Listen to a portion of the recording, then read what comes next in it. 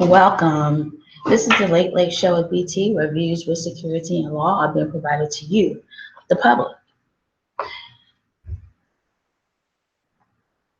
Um, so I have a few, I have some good news. I want to start with some good news. I mentioned that I had applied to get a second degree and I got accepted. I like to not assume things, but I did get accepted. And what I'm working on is, the credentials for doing a show at the with the scope that I would like to do the show in and still pursue my other pursuits. So I have educational goals and I thought about it when I looked at how many years it takes to study each thing, it totals 15 years. So I want to have it completed in 15 years. And I have been out of school 17 years. My pastor said it's never too late. It's never too late. And I think it's at a good time. Um, but there's still that thing of this is the Late Late Show at BT. And as I mentioned before, I can do it can be done alone, but um, it's better with my other half. And um, I'm not going to mention a name, but what the path or where it is directing me to this other half, the other half of this show is someone that is older, someone of a different race, someone that is in a celebrity world. So I was asking myself, is it mission impossible? Because you have all that you have with celebrity or with security or with law or with public service. And then you have the other half of you that's been put out there to do a different part of it. And it seems that, is it mission impossible to bring the two together? And as you know, I'm writing a book again, like this show. It can be done. I'm not saying that it can't be done as one, um, because I believe that you never actually um, you never actually separated from the person that you're born to be with, and that's born to be with you. So I'm writing a series of books as a fundraiser, as an initiative of the show. And one thing that came up in it is that the bride goes to the bridegroom. So I'm in one state, he's in another state, in another type of world, and you just can't help but to wonder. I'm Wonder Woman now, but you can't help but to wonder if when it's going to come together because we're not getting any younger. And I would like to have his children. I believe that we are created to have children together. And some things that I've done, I've tried writing letters, I've tried contacting shows that appear to be here in our path, but I haven't heard anything back from them. Of course, I haven't gotten any responses. I did vent a little bit on this show's page that um, with regard to him not being accessible, me being here and present intellectually and him not being accessible. So I'll continue to update you on that. And um, I haven't even gotten into, like Charlie Baltimore's, it's like, and I have this incredibly large ass. I haven't even gotten to that part, because, um, we've always been with protection. We've always been with security. We've always been involved. It's like, and this incredibly, well, large ass that it's like you can not blame each other in terms of hating on each other or putting each other down, but you can hold each other accountable for things that are personal to each other, such as each other's bodies, each other's mind, each other's spirits. Um,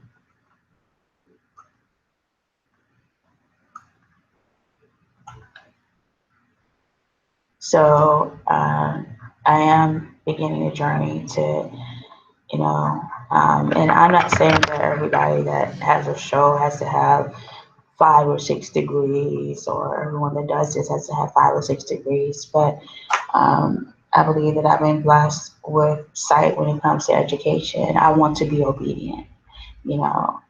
I'm obedient when it comes to this man is my significant other. I'm obedient and I feel I should be obedient when it comes to my education. Today for this show, we're going to finish up backstage. I have one newsletter to see if we have any updates with the United Nations. And we're going to be reading from People en Español, September 2016, 17 August 2015, Eating Well, January, February 2016, Self, June 2016, Good Housekeeping, October 2015, Playboy, May 2016, and the book is Jesus Hoy by Sarah Young.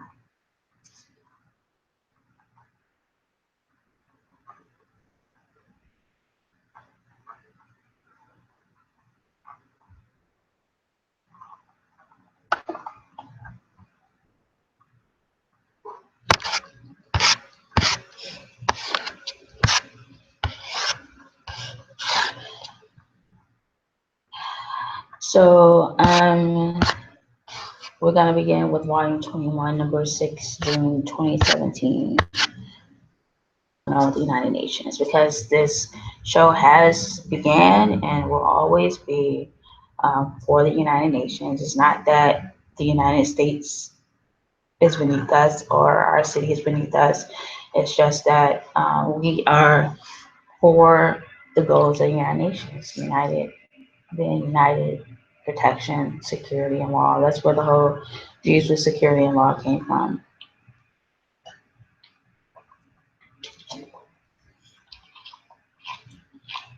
So that is who we are. That is who we were created to be. Our ocean is in serious trouble, and the deterioration is increasingly posing a danger to people's lives, livelihoods, and well-being.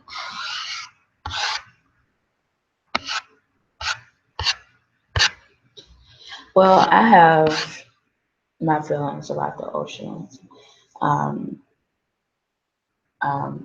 one that I like to connect everything with what is going on in the world, from artists, especially public artists, no matter what it is they're doing, such as my significant, well, this I'm referring to him as significant other, is one term that I can refer to him as. He mentioned in a recent interview that he is listening to Frank Ocean.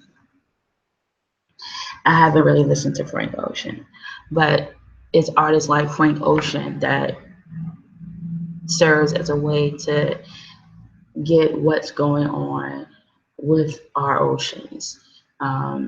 There was a report that I did on a porn star that was killed, and she was killed on Ocean Avenue in Brooklyn, New York.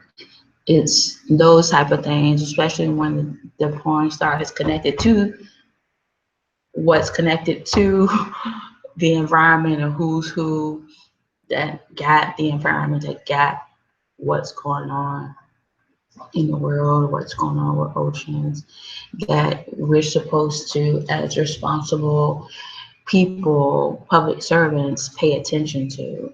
Um, so because of not paying attention to it, I think it has an adverse effect sometimes at putting our ocean, our environments in trouble. Um,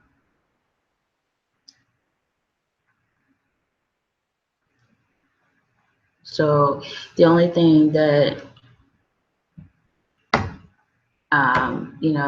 I can't say that I've put a lot of time into the large bodies of water, such as the seas, well, such as the oceans.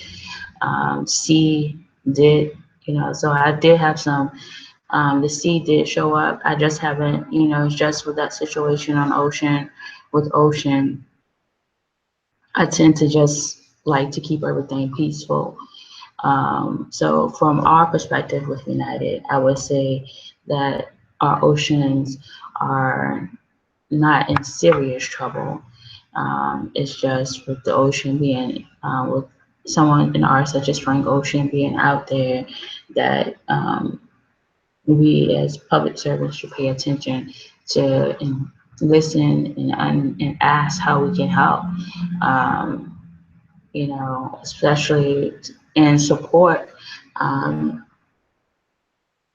someone when they're put out there to help others and to help the family and to be available for there's an ocean conference or there's um, um,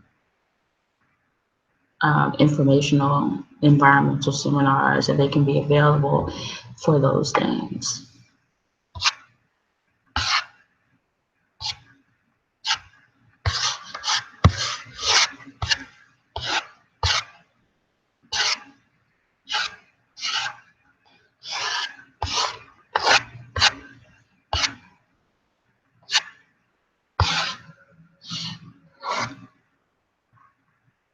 And evidently, there is an upcoming event, which is today, actually. There's an ocean conference today that starts today and it lasts through the 9th of June in New York. You wonder if this artist that's out there, that's been put out there, was he even invited? Did anyone even look or listen to his work to understand where his part, where he's coming from?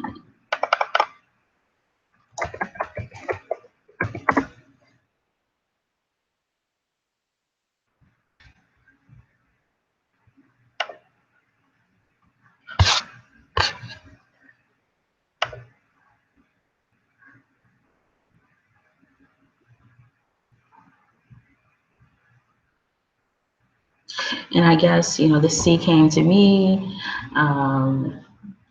ocean went to my significant other, and it balances out that way. When you go to one half, sometimes it balances out that way. If you go to that 50% properly. So Jesse Tyler Ferguson returns to B-Way as 40 different characters.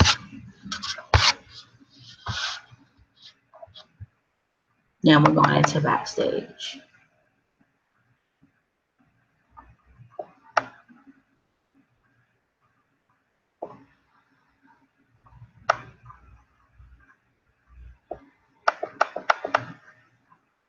So I've heard of people having success using backstage and, going to some of the open calls or going to some of the casting calls and succeeding.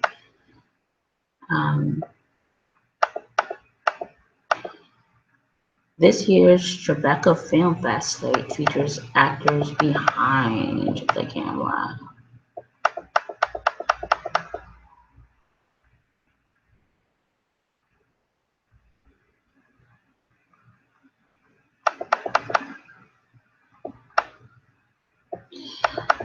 So this is one in my educational blessings that I kind of look forward to, spending time studying acting and dramatic interpretation.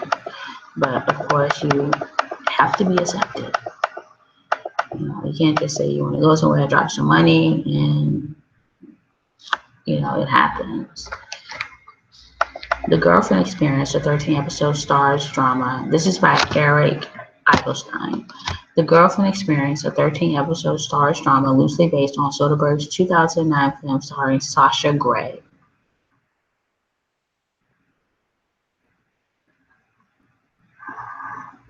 He wanted to bring auteur-driven films to television, keeping in trend with what's happening right now in television.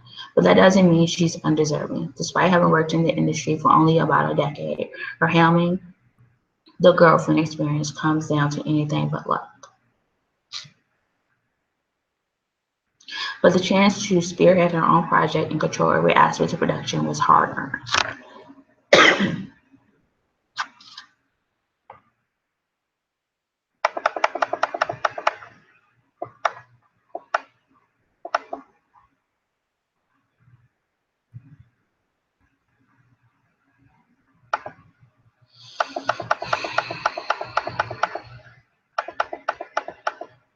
I have all these tools in the back of my head.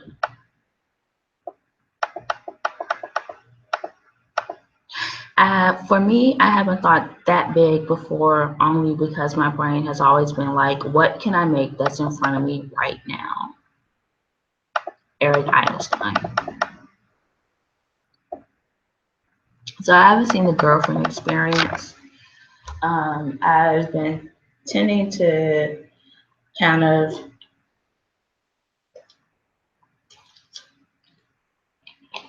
focus on the community that the show has, and just saying that be the change that you want to be the change that you want to see in the world. And when you have a unique perspective and you want change in it, then you have to stand on being that change. So it's one thing that is in backstage. So and that's how we approach it. So by being backstage, we're able to share or bring it to our community.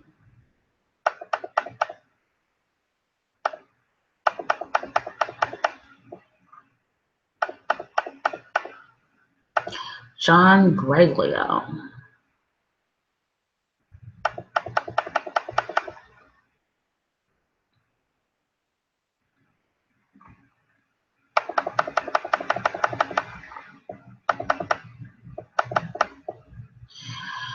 You need to balance supporting what the artist does best, but be so careful that you're not letting things get out of hand. That's the biggest lesson I learned, to strike a balance or really manage by not interfering. The book writer didn't like the composer. The design team didn't understand the piece. Casting isn't done well. If you're able to stay on top of the things you can control, you can say you did the best you could. When you go, think carefully about how these elements came together, because as a producer, you are responsible for everything that goes on that stage. I think that's a good point. When you're able to stay on top of the things that you can control, you can say you did the best that you could. Like when I said I have these educational pursuits that spans 15 years, there's the significant other, so when you're doing what you're doing, when you're doing the applications, when you're, when you are being that change that you want to be in the world, or you're not applying to just any old school just because it has a name or because you want a name, when you're applying because it points to you are there, they have committed, you feel as though they've accepted you before you even applied, then you're doing the best that you can do.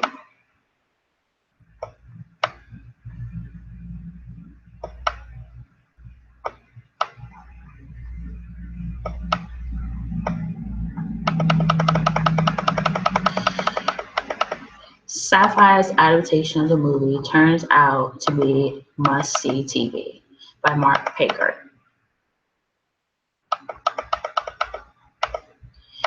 Yes, the television adaptation of the 1995 film about time travelers attempting to circumvent a worldwide plague is possibly the best show you're not watching, in part because it's cerebral enough to attract a dedicated cult following, but also because leads Amanda Shaw, Aaron Stanford, and particularly Emily Hampshire in the Brad Pitt role are so eminently watchable.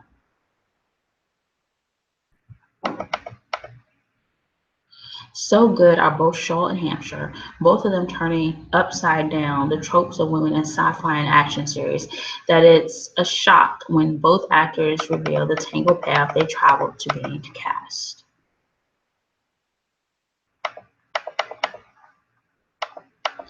That chemistry read, during which she and Stanford were told to improvise around the basic structure of a scene in the pilot in which Stanford's time-traveling Cole kidnaps Cassandra, is what ultimately landed Shaw the part, despite having to improvise with someone she had only just met.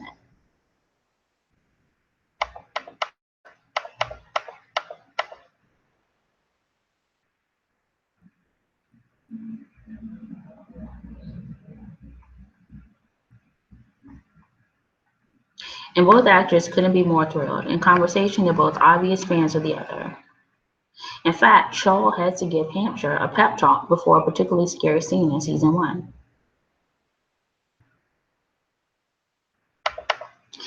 So evidently they're remaking or redoing 12 Monkeys, and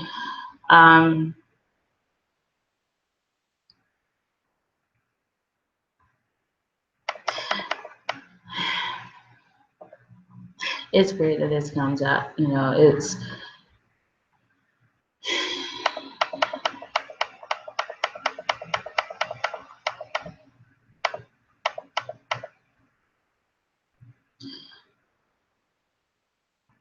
so I don't know. They're saying that there's a girl in Brad Pitt's role. Emily Hampshire is in his role. That's where the Brad Pitt plays, but you can't. There's no way, because 12 Monkeys, Brad Pitt and the Late Late Show, the BT, 12 Monkeys has its own identification. There's no way that you can really compare. The only thing that I can probably say is that they're something, because I did watch 12 Monkeys for the first time just recently in the past year. So maybe there was something that came out of our viewing or out of my viewing, because I didn't do it for the show, or I didn't share it with the show. Maybe something came out of it that felt as though that something else needed to go into it. That it needed to be protected. The 12 Monkeys needed to be protected a little bit more. So they used an additional casting for that protection. And sometimes that helps, a show or a previous cast member or casting.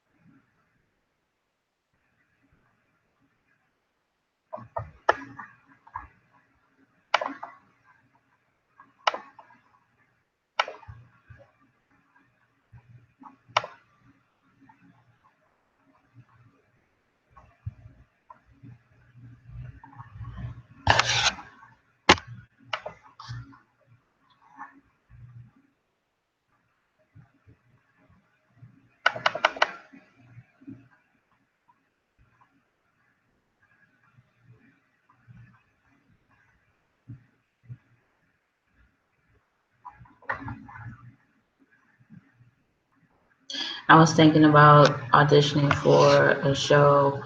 I saw that they were having auditions at a theater here in Virginia, but then I saw sheet music, and I was like, no, because I'm just not like when it comes to singing. I like how I sing, um, but I'm really deaf. I consider myself being deaf when it comes to singing because um,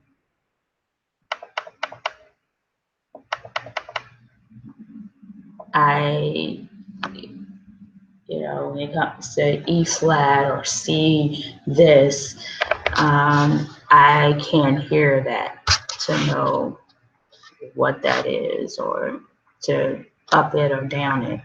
You know, that's just, and I don't know that when you're trained as an actor, if they even teach you. Across the Board Talent Agency is holding auditions for union and non-union child actors.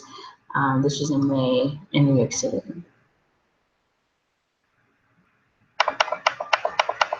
Across the Board, and that's the name of it, Across the Board Talent Agency.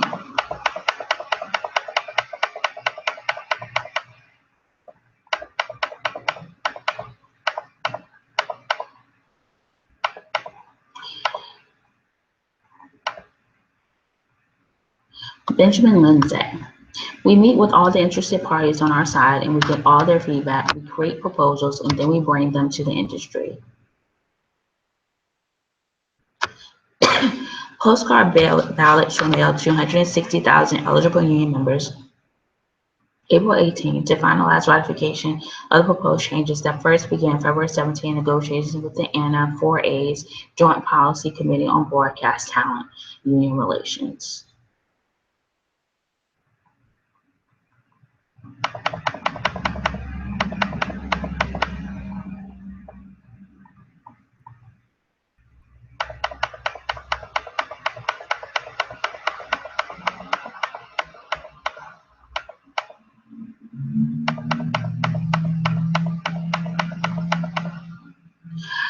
The Hope of Equity previously set shows as The Book of Mormon, Rent, and Avenue Q, the latter two of which were from Hamilton producer Jeffrey Seller.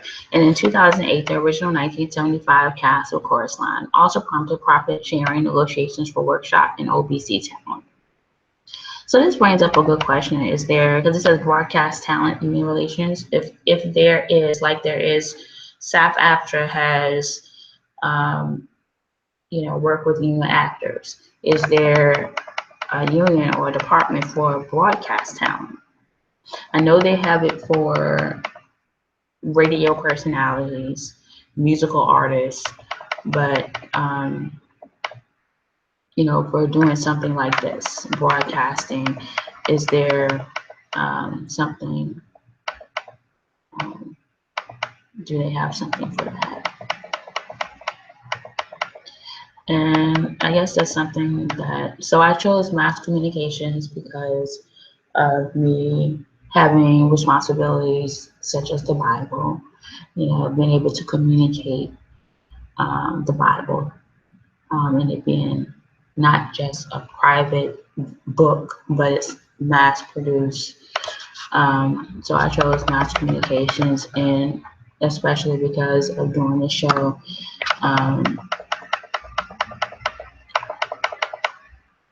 And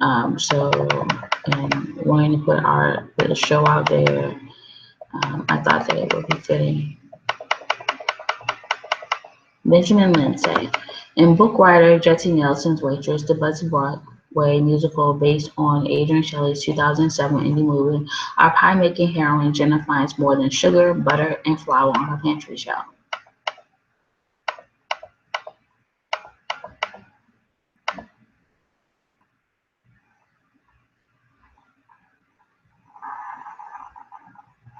Nelson says that casting was essential in getting the recipe just right, particularly for Jenna, originally by Kerry Russell in the film, and played here by Tony winner Jessie Morello, her beautiful The Carole King musical. It had to be someone who can capture a pop sensibility and not someone who's too classically trained. Between her 2011 Broadway debut and On a Clear Day, You Can See Forever with Harry Connick Jr., and her acclaimed take on Carole King in 2014, Morello is well versed in interpreting pop music for the theater.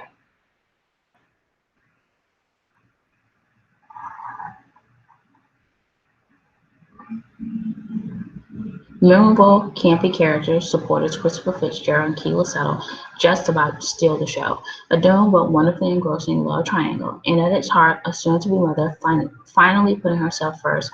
All have such fairy tale-like potency that they make a natural fit for the Broadway stage.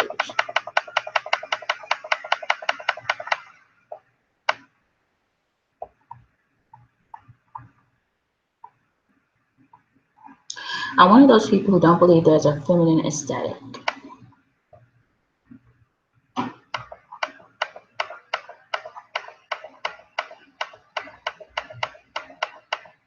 She says.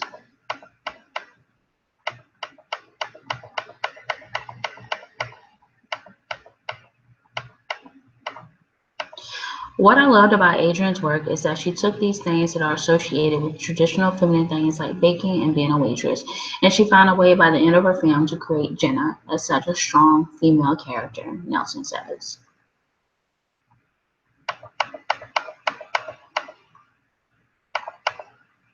So I think that's quite interesting that someone would choose to not go with someone that's too classically trained because they want someone more pop. I would think that if you are an actress, that you can be flexible with being with the classics, being classically trained, and being pop.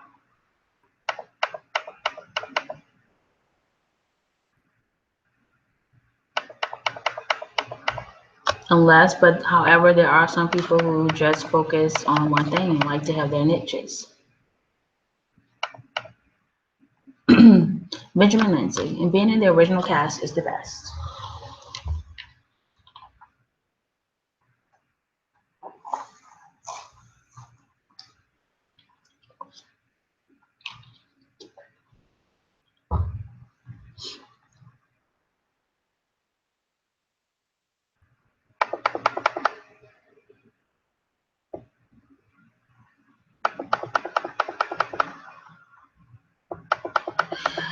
I guess being in the original cast does have its benefits because once you do something and you do it really well and put it out there really well, it becomes very difficult to break through it. To break through that originality. Ideally, if it's done well, if it's, and it truly has originality, then it would be difficult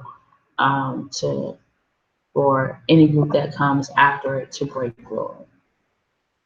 So with that in mind, it definitely has its benefits.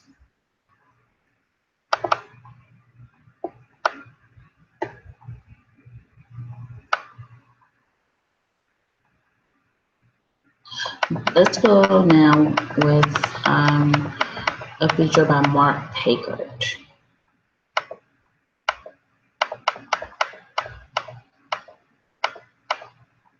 Still laugh out loud funny, he's also much more likely to brush aside his accomplishments as what Paul Russ of Netflix's Love calls the ruling godfather, architect, god attack of alternative comedy for nearly 20 years.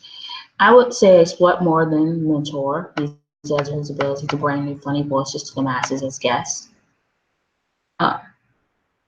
It's always surprising to me when someone says, "Oh my God, what an honor. I'm barely hanging on, trying to book it like the day before."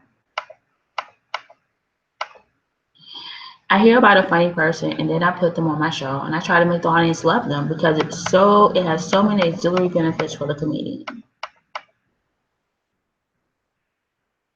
Now, comedians will have even more chances thanks to the growth of Ackerman's budding empire with the success of series bajillion-dollar properties on CISO, recently renewed for a second season, a comedy bang bang tour, and stints writing for the 2015 Emmy Awards and the 2016 Academy Awards. But even as he becomes an exemplar of a certain kind of cerebral comedy, just watch any episode of his delightfully twisted IFC series, or The Genius Between Two Ferns with Zach Galifianakis, which netted Ackerman an Emmy. He's still the kid who used to record songs off the radio in his room, then stitch them into recordings of himself playing DJ, speaking into a microphone, and then throw into the song.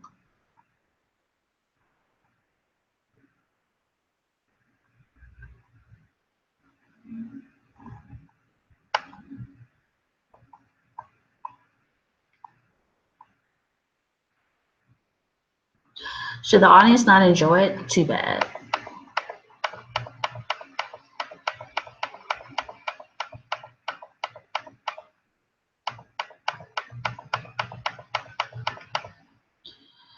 Describing the process as like screaming down a toilet, Ackerman recalls once being told, "This is the best script we've ever read."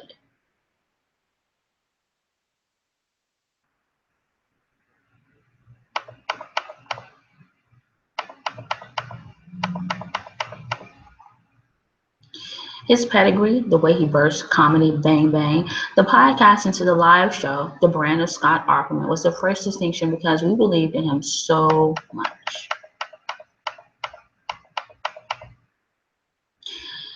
As his former Mr. Show boss, Bob Odenkirk says, "I've been amazed at how he's turned his pop culture expertise into the brilliant, absurd, and very funny riffs on comedy bang bang."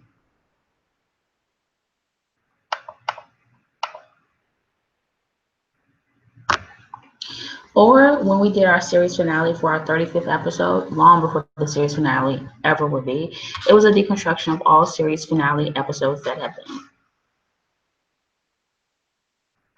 It is a little bit of responsibility when people are waiting for it all week and they say it's important to them. But at the same time, it is just a podcast. So if it's bad, there'll be another one around the bend. Every show is going to be someone's least favorite, and every show is going to be someone's favorite. So maybe this week isn't your cup of tea, but there'll be one next week.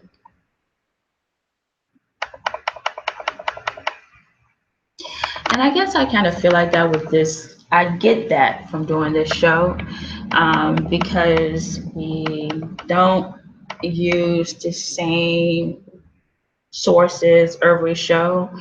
It's not coming from the same place. So you may not, it may not reach you this show, but something may reach you next show.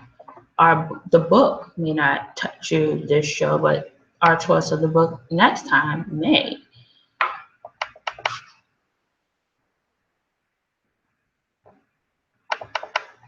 But what is consistent is the views, staying with United, staying focused on being as one, being together, in terms of couple, in terms of community, in terms of nations. And I did happen to view the complete season of the L Word. So it is our submission that Shane and Miss McCutcheon killed Jenny or Jennifer Schechter.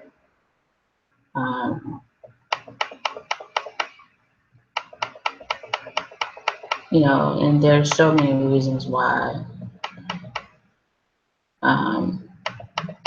But I guess one main reason is trying to get out of something, thinking that killing her would change things and that it would end,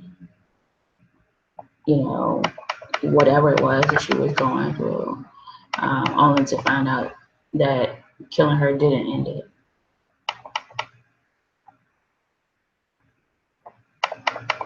That some things just are, and you have to resolve that within yourself or confront that what you need to confront. You know, so killing just is not always the answer. You know, when it's a time to kill, it's a time to kill. But it always have to be in order or with order. And it's not our submission that it wasn't in order, because, you know, that was one thing about it, that there are some things with regards to that character that just was, you know, with regards to the L word as a whole. It's just that Shane ended up being the person that did it, you know. And I think when that happens in society, or, you know, when we have to address that in society, when someone dies or someone's killed or murdered or it's a homicide, that you have to address, you know, for, you know, was it righteous? Was it with righteousness? You know, even if it wasn't in self-defense, you have to address the righteousness in you. And I think that's when, you know, not to, you know, just put, oh, well, we condone killing. But it is in the Bible that there's a time to kill.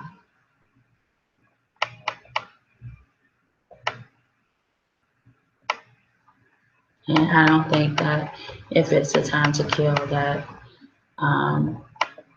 the sacrifice should, you know, the one that sacrifice in terms of having to do the killing should have to receive punishment.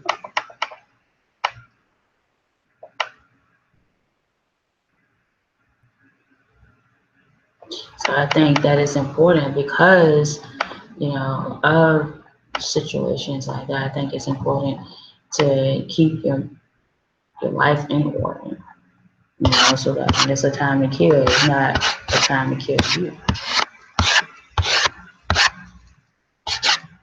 You know, but it's more like it's a time to grow you.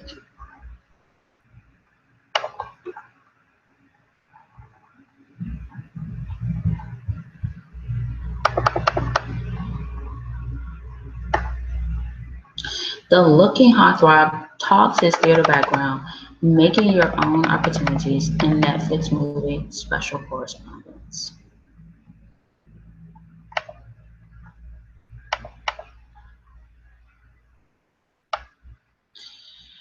You know, which is why, as you know, if you do know or you don't know, but there are 5 families that are based out of New York that are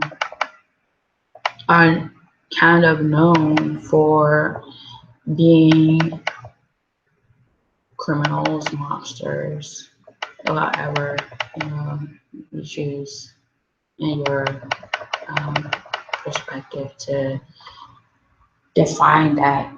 But it's known who is the leaders, who's the next to leaders, you know, and I think that they have been charged with taking on, I think they have, those types of people, individuals take on a lot, getting into something like that and actually be who they are, you know, and you know, it's criminal life is not as, you know, simple as you think, where you just want to do this or you just want to do that, or you just want to get off or be untouchable. And, you know, it's like, you know, everything that was made through God, and that includes, you know, being good, that includes being bad. You know, they just happen to be known for being bad. So across the board talent agency, I guess you can Google that or Bing it online to find out more about that if you're interested. Learning from the best. The Tribeca Film Fest united audiences with Hollywood's finest for an insider's look. Was I there? You know, like, well, if I consider myself to be among the best and I wasn't there, well, then how can you make that statement?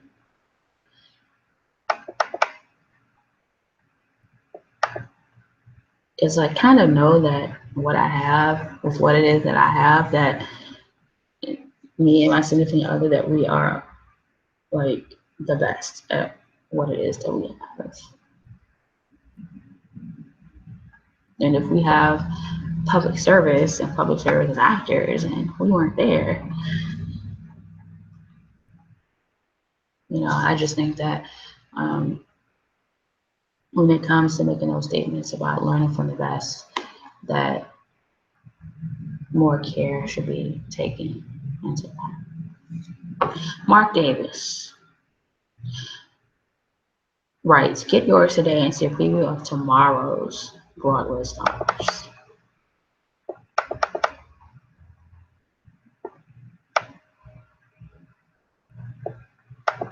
Benjamin Lindsay, despite being two of the most well-documented men in American history, and despite their single snapshot together being the most requested photograph in the National Archives, there is still an air of mystery surrounding the fateful Oval Office meeting of the King, Elvis Presley, and President Richard Nixon.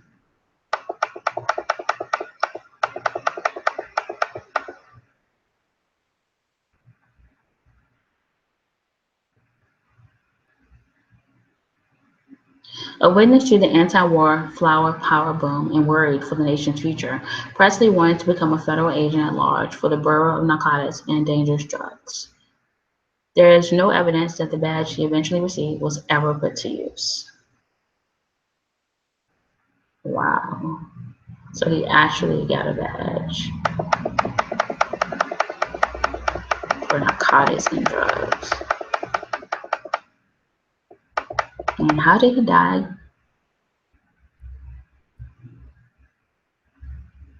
One look at him, though, and it's clear that the team was more interested in shaping a thoughtful, bone-deep portrait of Presley than an actor who physically fits the bill.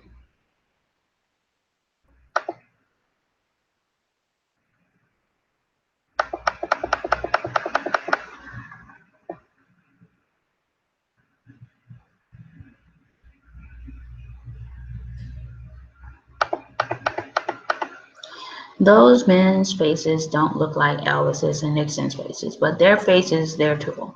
Why would we put a fake nose on them?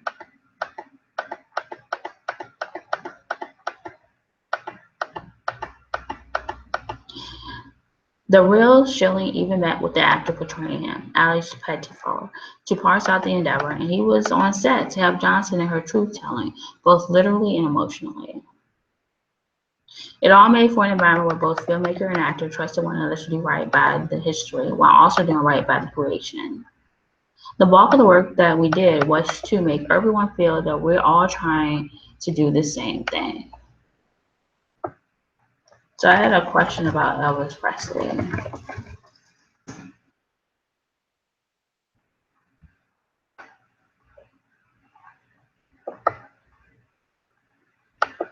Well, Elvis Presley died about a month after I was born.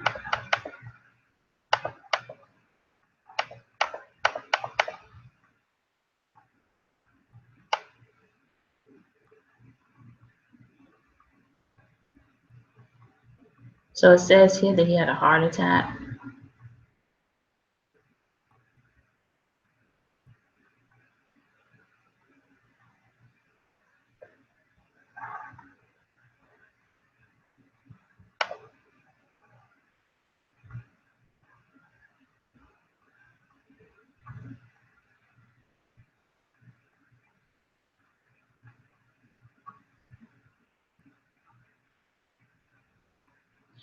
And it says twice during the year he overdosed on barbiturates, spending 3 days in a coma in his hotel suite after the first incident.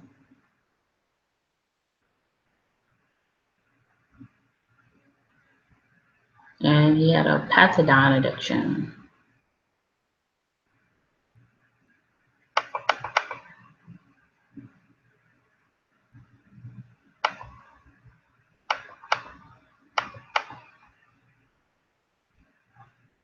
So I guess the question about that um,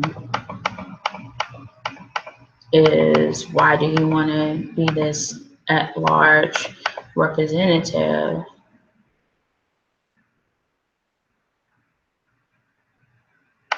if he was struggling with addiction?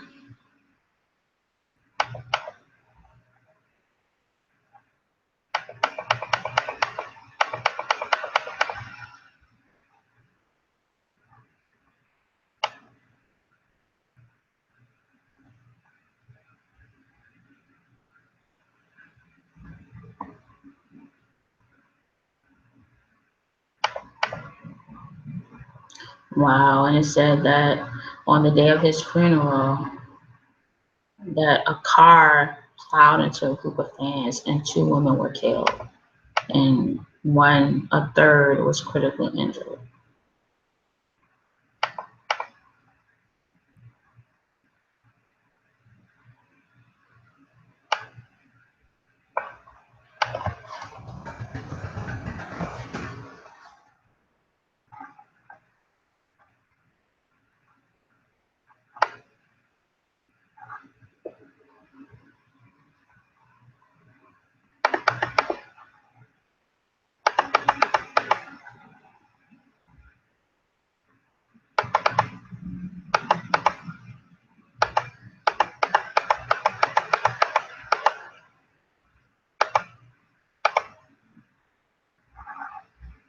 So as far as Richard Nixon had the Watergate scandal, he resigned in the face of almost certain impeachment and removal from office, and was issued a pardon after his resignation.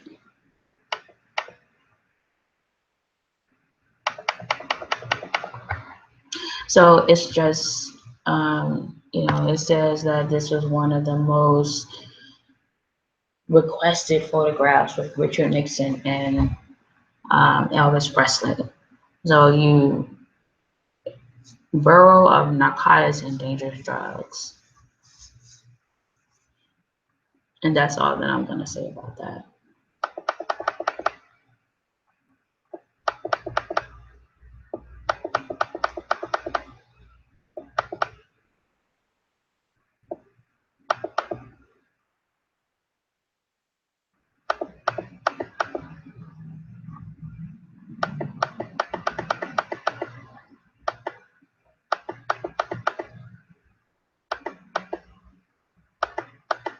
Benjamin Lindsay.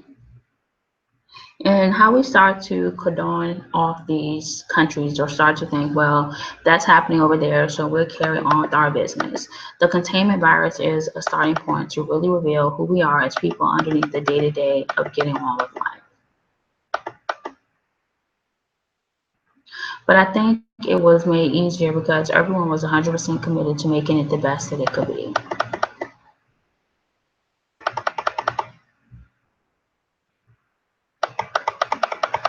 Well, we don't be like, well, that's happening over there, because we stay united. And I like to stay focused on staying united and being united. And it's just, how do you address when we know that this is who we are always? Then the challenge becomes, how do you address issues of others that are not always united, when they struggle or when they have challenges with peace or keeping peace.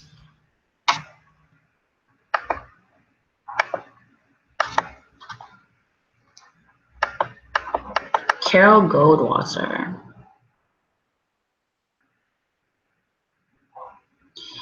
I think it was a little naive of me at the time, because I thought it was a creative career that had some stability. I laugh about that now because there's not that much stability.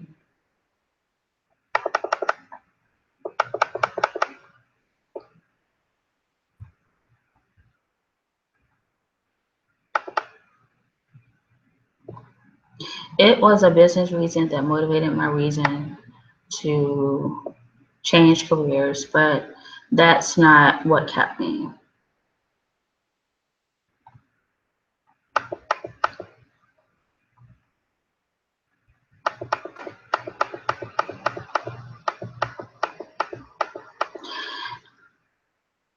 I will work with kids, but at the end of the day, when that kid goes into test and they're fortunate enough to get the job, I'm not going to be there saying, no, we did the way we did in the audition. They have to be able to stand on their own.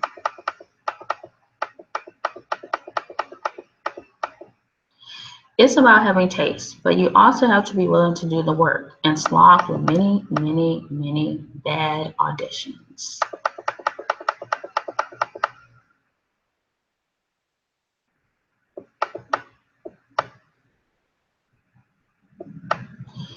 Well, the stability, you know, I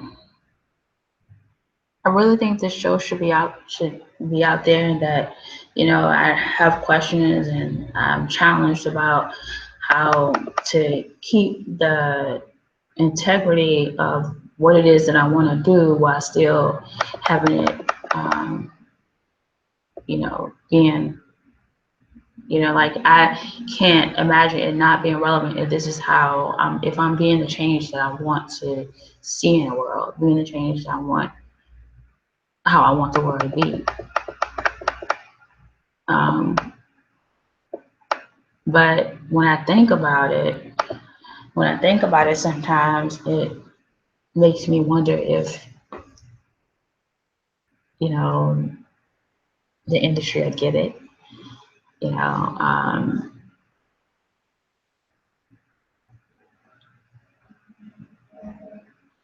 And her Carol's mention about going into the acting industry as having stability, to find out that it's not stable at all. It's like, this show to me has that stability, and that I would like to have something that's regular. The acting projects or something on television, something that's regular. Film to me seems that it's not as stable, because it seems as though you work on it for a few months or however over the course of a few years, and then you move on to something else. Television, people are, get used to seeing you, get, trained in a way to knowing that you're going to be available this day at this time, and to be attentive and present in that community at that day and that time, so it's more stable. But it's getting to that point and getting out there and being a part of something that has that change that you want to see in the world. Lisa London.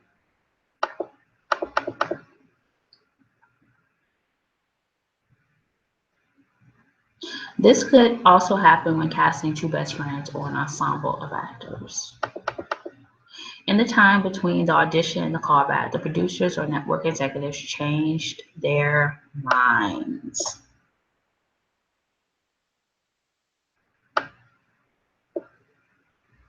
It could be that your skill level is not up to what is needed. Other times, the actor is having difficulty becoming that character. The most important attribute I want to see in an actor is the ability to deliver that performance from the first audition to the last, and then continue to be consistent with your delivery on the set.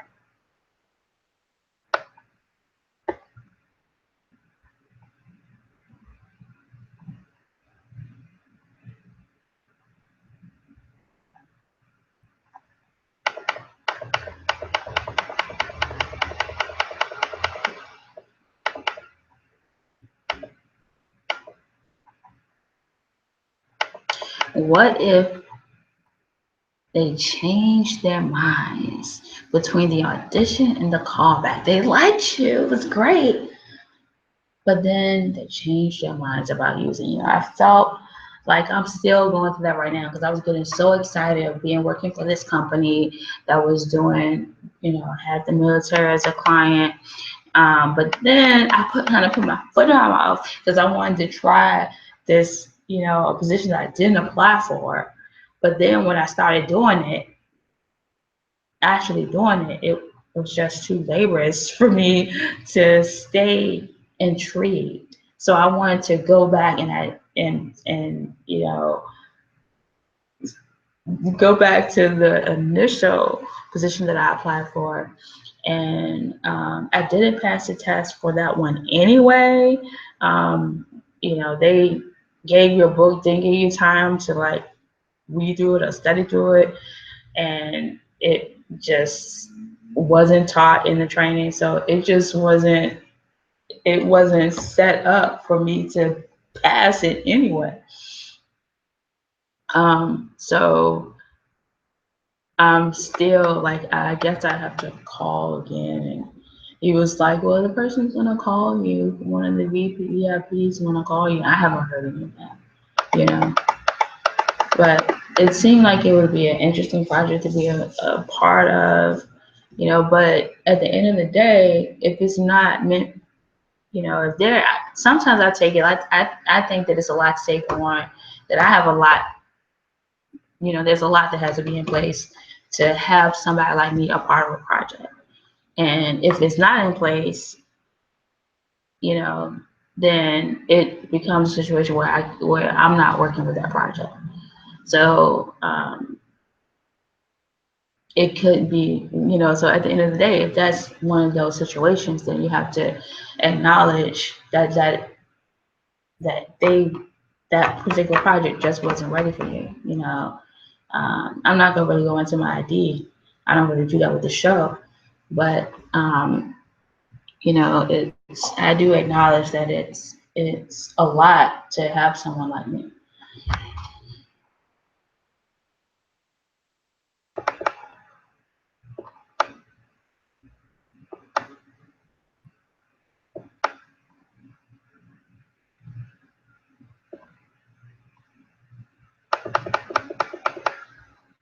People have to be of right minds, of right spirits when it comes to the environment. They can't be supremacists in terms of wanting to like rule the world. So there's a lot of character that they have to exude, and it has to be genuine, actually who they are, and not them acting to be this or trying to be, appropriate or proper just to work with you.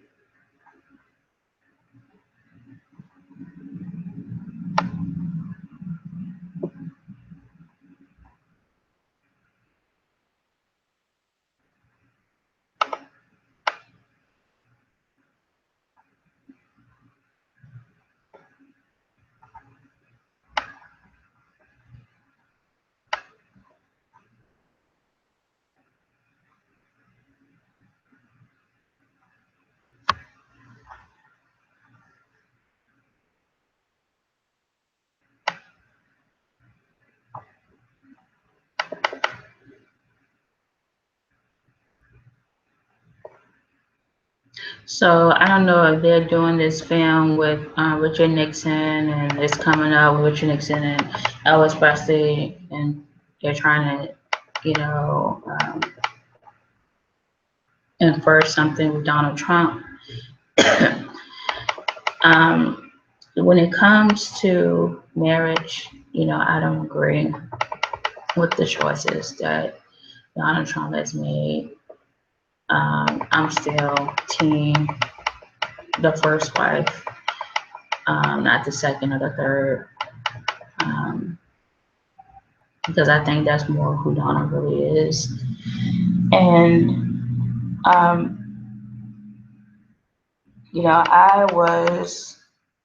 I am supportive of the type of public servant that has spent time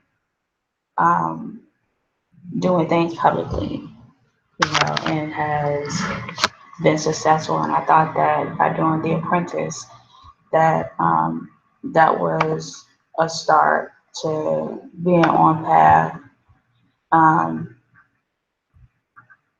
helping others, where it wasn't, even though there has been some criticism, that his help was still racist when it came to The Apprentice. Um,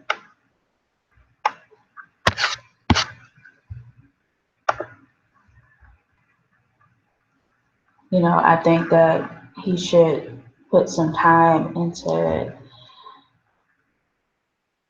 incorporating more public servants, people who have been out there and doing things, into some of the roles.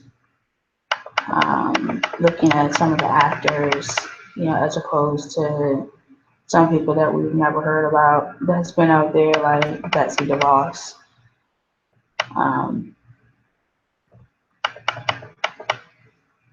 some of the actors that have really, have philanthropy that's willing to work with a Donald Trump. But it's very difficult because when you're not in yours, when you're posing, because I think that he's kind of posing when it comes to Melania. And sometimes that's probably why it looks like he goes ahead or he goes behind or he doesn't open the door, because he's not posing, he's not really killing the relationship. It just happened to be what's there now that he's president. Benjamin Lindsay.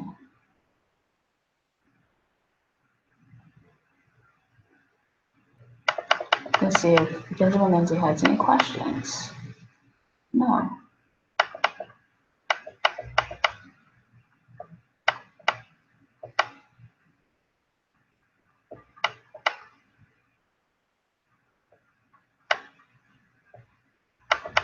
So Across the Board Talent Agency lives up to its namesake.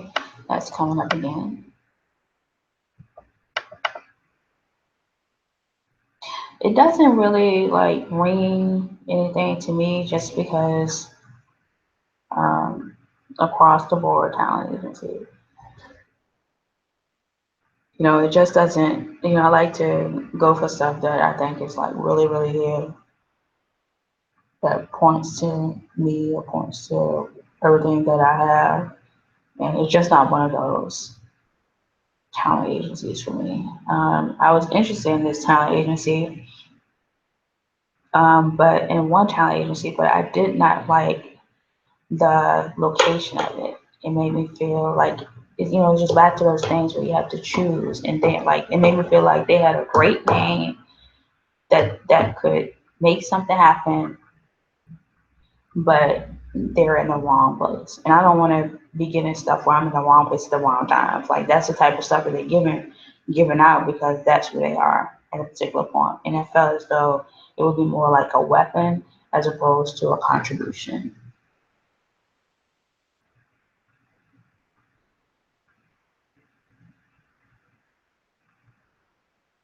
Benjamin Lindsay.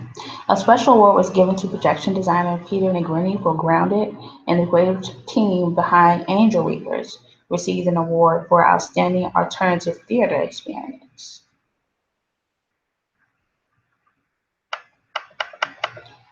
Interesting. Outstanding Alternative Theater Experience. When I think about Outstanding Alternative Theater Experience, but the thing is I'm looking at different master programs, and I still get a master's in theater, or I don't want to get a degree in theater. I want to get a degree in either where it's acting or it's drama, that can be used across the board, whether it's theater, whether it's television, whether it's film, but I don't want to just focus on theater.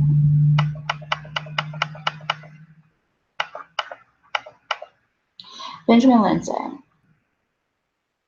As the forlorn Janaki, wife of the early 20th century genius Srinivasa Ramanujan, Devika Bise proves herself a formidable and fresh talent alongside Dev Patel and Jeremy Irons in the new biopic The Man Who Knew Infinity.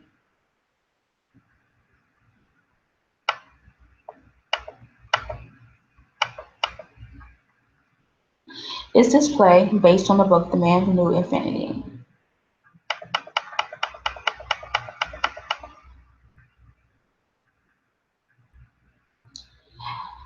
We've had all these biopics about Stephen Hawking and the Imitation Game, and I think it's just going to be really great exposure for India.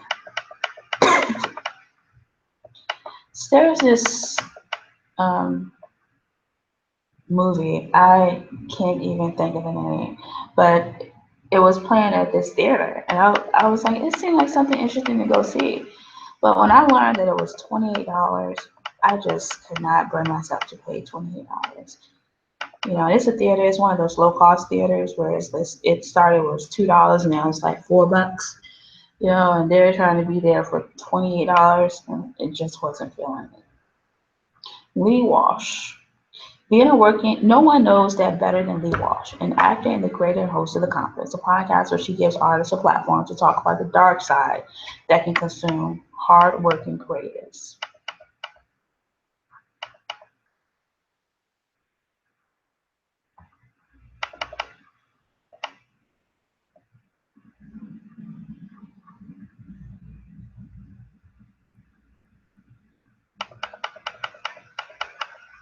I made it easy for myself in the beginning by interviewing people I know and admire who put a certain amount of thought in their philosophy. It helps that I want to be vulnerable and talk about sustaining yourself as a lifelong career artist, and that makes them feel comfortable too. I'm not sure if this was part of my original goal, but telling the stories of these artists I admire so much but aren't getting told other places.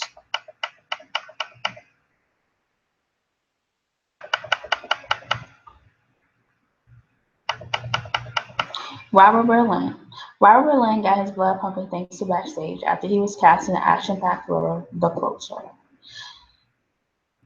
Stephen comes back to the U.S. from a troubling experience as a special ops military leader of three guys in Afghanistan, Berlin explains. He recruits these guys from the war and opens his own business in Brooklyn, real estate development, during the biggest boom and bust of the subprime meltdown.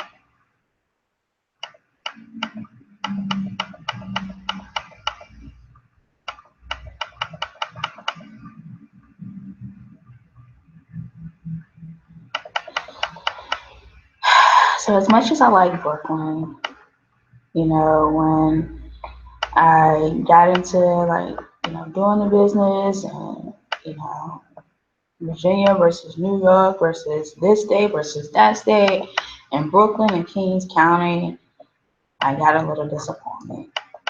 That it wasn't the place for me. Kings County isn't the Kings County for me. It's a little different than the Kings of Virginia. Benjamin Lindsay. When it comes to bringing your favorite Disney characters to life, it's like Walt Disney himself once said, all your dreams can come true if you have the courage to pursue them.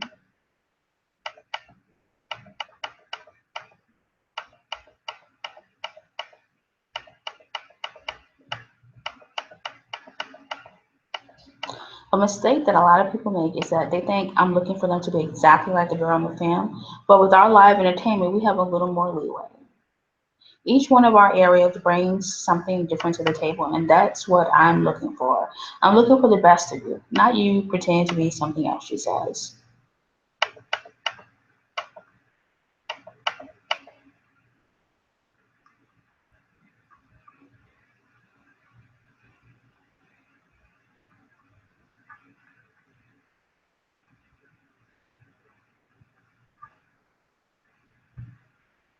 If you're coming in for Ariel, it's probably a good idea not to sing her song because you don't want us to make that comparison right off the bat.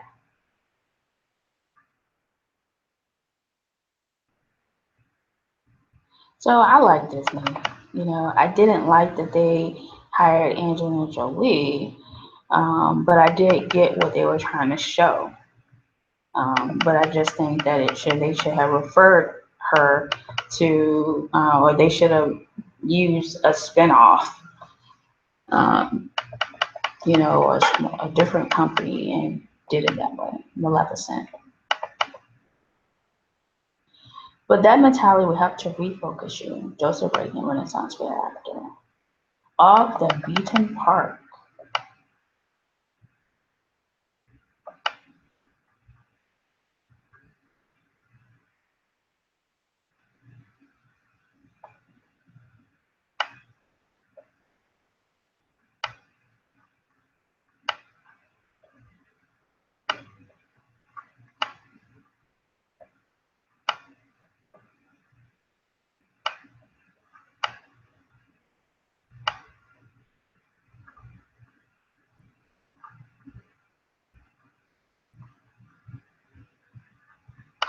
when I was volunteering in radio, it was like that's one thing you can't have dead, what they call dead air. You can't have, something has to be in perfect space.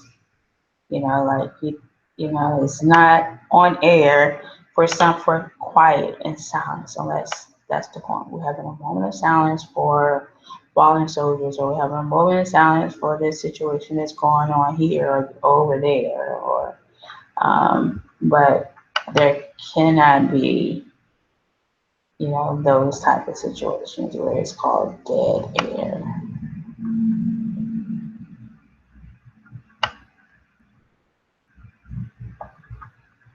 So I like the statement about pursuing your goals, having the guts and courage to pursue your goals.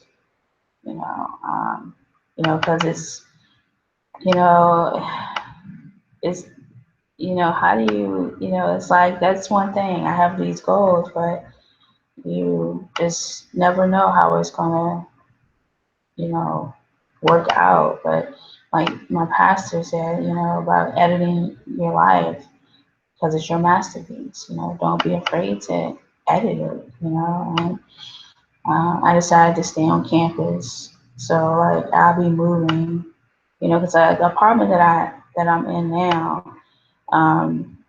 it's like I mentioned that I don't have a kitchen. It's like um, it's an interesting 2 bedroom, but it has its challenges when it comes to the kitchen. And I don't like that because I like for everything to be working together and for me to be paying, and I have like, 5 or 6 rooms. I'm paying for 6 rooms, but I can only use 5. That doesn't quite sit well with me. And then I was thinking that you only get one life and to live it. And so I decided to live on campus. I found an apartment complex that offers short-term leases. So that's an option. Hopefully that'll be an option for the summer months. And then the only thing that I have to find is someplace for the winter. And right now, the only option is staying in a shelter since the winter is like a couple of weeks where you have to be moved out, I think, or out. So I'm going to see how it goes, and I'm just going to go for it. That's the blind spot.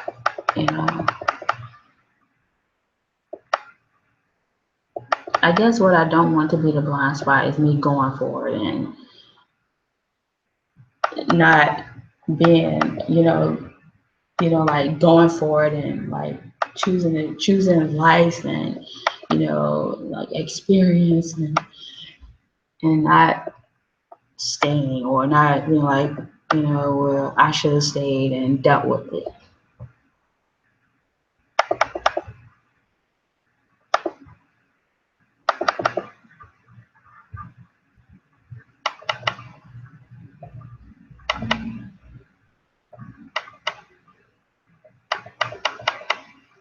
Yes, that's my biggest concern, if I should just dealt with not having a kitchen, until I finished or until something better along, but then there's issues with the owner, so that can't be changed. It's not a temporary thing, it's a permanent thing. So these actors may be young, but they're masters in front of the camera. It always does something to me when I think that a kid has really went into a character. The actors bring their own stuff and thoughts, and most of the time, I don't want to know what they are. I guess that particular writer just wants the person to do it. Just be them, be great or above average.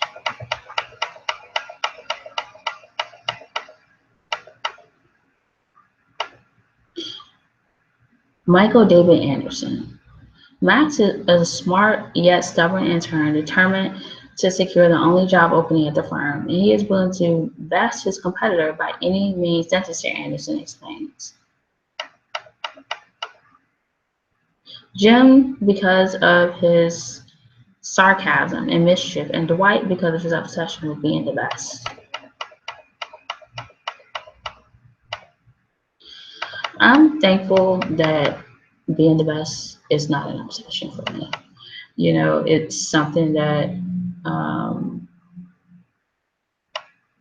you know, it's like, I don't like, do I have to prove that I'm the best? I don't feel as though I have to prove that I'm the best.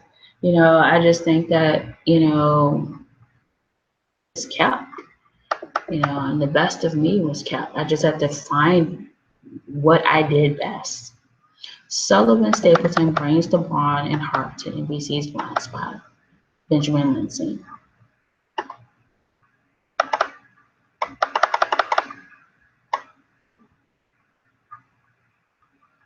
I know a better place around the block from my apartment, he suggests. Previously seen in films and on series such as Animal Kingdom, Strike Back, and 300 Rise of an Empire, the Blind Spot star has built a career on being a man's man, brusque, built, and bold. That's the beauty of this job, he admits. Even still, he looks bewildered when reminded his face is everywhere you turn. Blind spot advertisements decorate billboards, phone booths, and subway terminals all across the city. In the back of a cab, you're just sitting there going to a restaurant or bar or something, and you hear your own voice. Upon its premiere last September, audiences couldn't take their eyes off of Blind Spot. The NBC series from creator Martin Garrow of the LA Complex became the season's highest-rated newcomer in primetime thanks to a sensational hook. Jane Doe emerges nude from a body bag in the middle of Times Square with absolutely no memories, but a body covered in freshly inked tattoos, including the name of FBI agent Kurt Weller, played by Stapleton.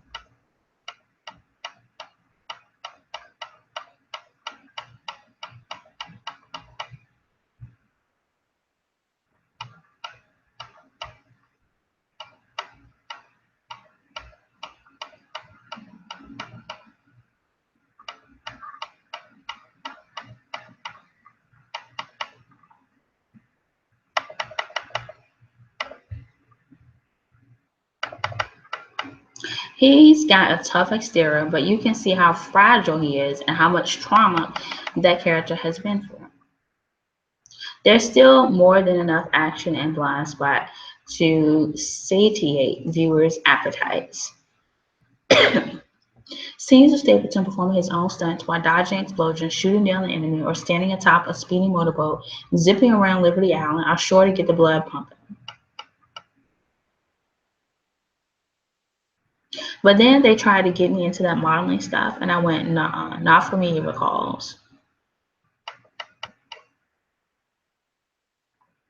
Years working on camera in Australia prior to his 2010 breakout in crime family in the Animal Kingdom with Joel Edgerton, Guy Pearce, and Jackie Weaver taught Stapleton to build a backup plan as well as a thick skin.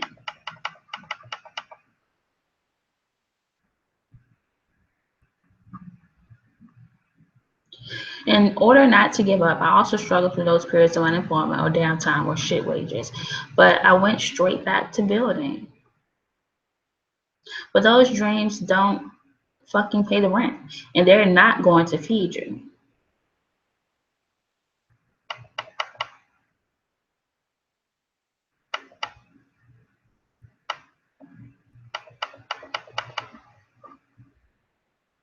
The young actors who are successful are the ones who still remember to have fun because they're kids. Benjamin Lindsay.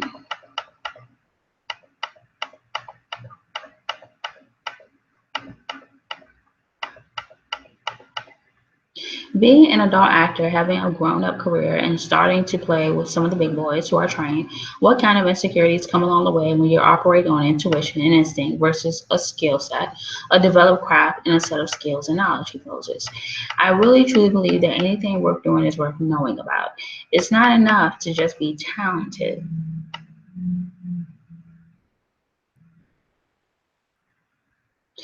My feeling is that if someone's compelled or driven or encouraged by their parents to take college courses, then they have to decide that as a family or as an individual. Sometimes it makes sense to put college on the back burner while nurturing a budding career.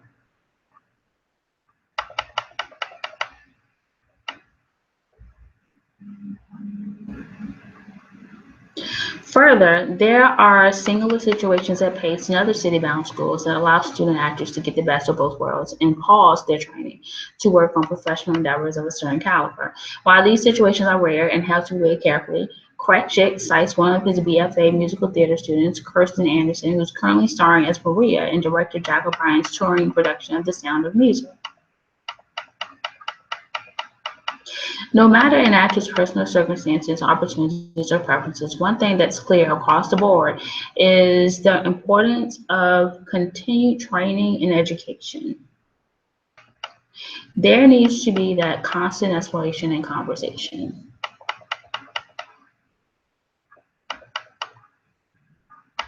So I believe in supporting education. It's just that, again, I've been out 17 years to go back and to go back. I feel as though I'm going back right. 6 program, and another thing I learned is that I can't be like, no one can lead me. No one can teach me how to lead myself. It was something that I had to learn on my own. 6 programs designed to turn kids into tomorrow's biggest stars. And for me, I think that's what's been taking so much time, getting the mental health information of how to lead. I have to lead in mental health, how to lead in volunteerism, how to lead in business ownership, how to lead in biblical theory, how to lead in characterization, how to lead in directing. 17 years of getting all of that. How to lead in caregiving, how to lead as a wife, how to lead as a significant other.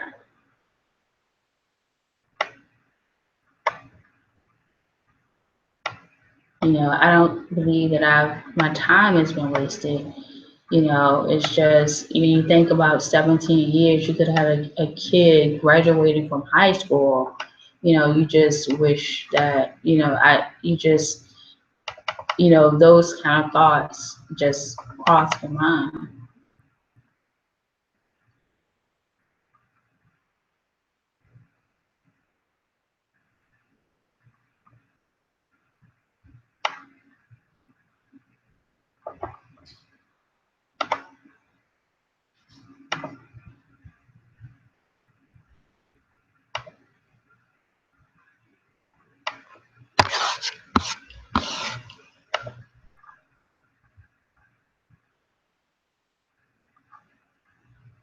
The best survival jobs. I guess I've been surviving,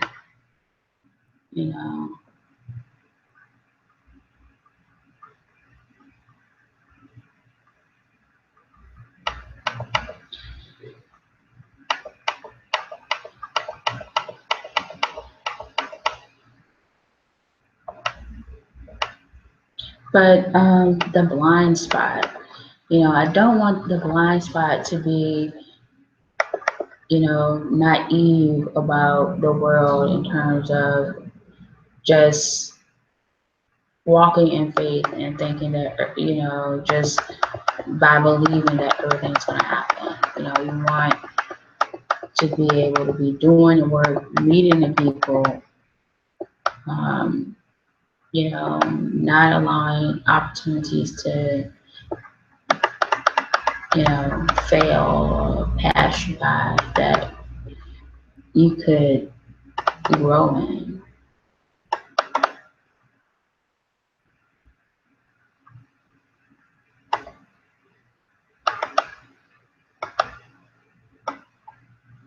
The second annual Bentonville Film Festival moves women filmmakers' voices into the mainstream. So I haven't been inspired to be a filmmaker.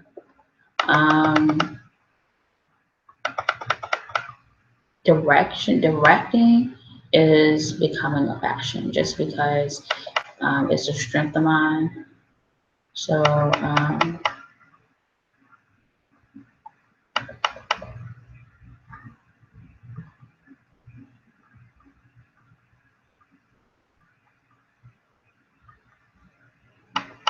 I'm definitely going to look for opportunities to direct when there's an interesting story, but it has to be when the writers are on point. It's a story that's on point and they're open to the story between their lines.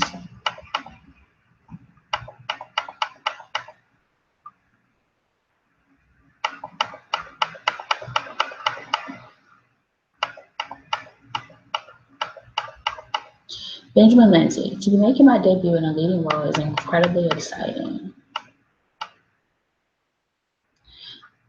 Binge it immediately if you can, or just get off the internet because there's some crazy drama that happens at the end of this season. I think that will be interesting to have your debut be a leading role. So I'm hoping that that's going to kind of happen for me.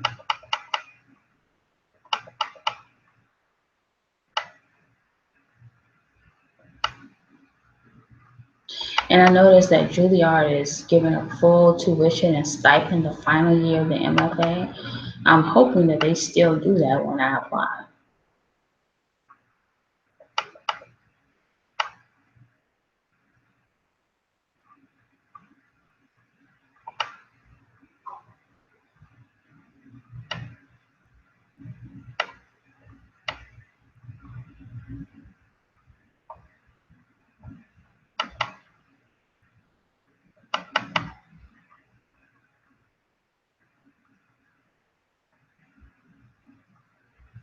Benjamin Lindsay. Luckily, Backstage is here to help. We spoke with Tracy Dwerson, Director of Admission at the Theater School at DePaul University, and Pari Paulus, Recruitment Coordinator at Temple University School of Theater, Film, and Media Arts, to break down the 5 questions students and parents should ask to get the most out of their next campus visit.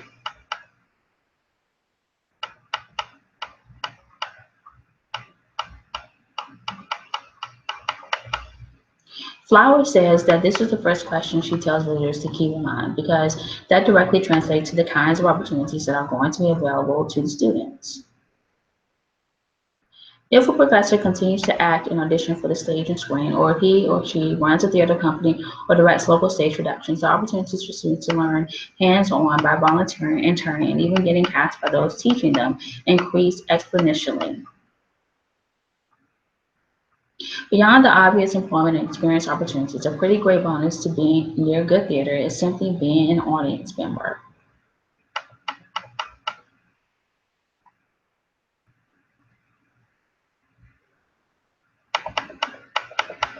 You want students to be excited to go to class every day, Flower says.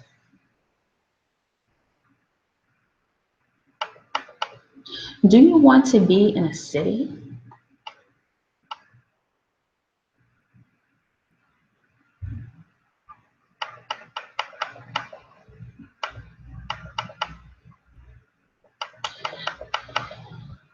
So when it came to me deciding where I am, um, I looked at things like, does this school attract readers or those who need assistance when it comes to reading? I looked at who has showed up in my class. I looked at my name and how my name has been used. So there were specific things that I could go to find me in education. I had never really thought about pursuing Ivy League schools. So that's one thing that changed. So this is popping out at me. The best actors are the ones who are able to hide the seams of the process and deliver performances so effortless that no one thinks about the script. I remember in acting class, one of the students or a former student of a teacher said that to know the work where you don't have to think about it, where it is effortless. And I kind of incorporate that a little bit. It kind of is the same thing that what this person is saying, where you can hide the seams of the process and deliver performance where it's effortless that nobody thinks about the script. So it's kind of on the same line where you do it in a way and you know it in a way where you don't have to think about it. And that's how it is with this show, where I can deliver, I think that's how it's supposed to be, where I can deliver and use my tools and use my information where I don't have to think about it, or I don't have to look in a book or always refer to this source. I can just deliver effortlessly. And I believe that my other half will be able to do the same thing. Mary Anna Jenner. So if you've completed the audition portion of the application process prior to the start of school, you will be that much more ahead of the game, less stressed out, and most important, able to relish your top dog senior status. Your classes should include acting, and if you are anticipating pursuing musical theater, voice, and dance, ballet 3 times a week. The summer months are a great time for you and your family to begin researching college programs online.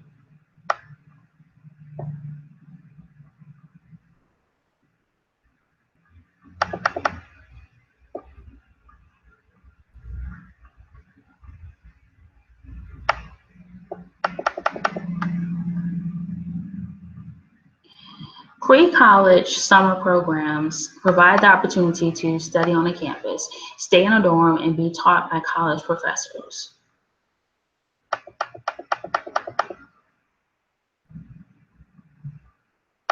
So I had a chance to be a part of a pre-college summer program when I was like 9. All you had to do was write an essay, and if your essay was chosen, then you got to be a part of the pre-college program and stay in a dorm and go to classes and use their transportation just as if you were actually a student there, and it's like nobody held your hand, you just knew that this is where you go, you get on here, and like, I don't even know how they did it, because it's like nobody held your hand and, told you to go in here, go there. So it was a very interesting time. I just know I happened to get to where I needed to be, and how I needed to be there.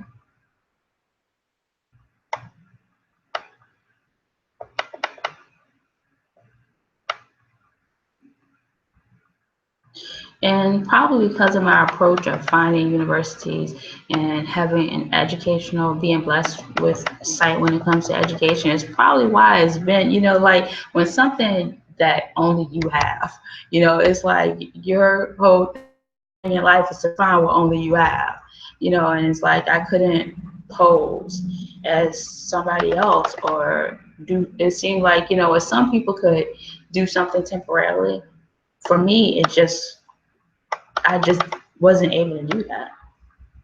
So I'm anticipating that I'm going to have a different experience, a university experience this time around. And then there was a lot of hate that I was battling, having, like in my personal life with regards to being a caregiver,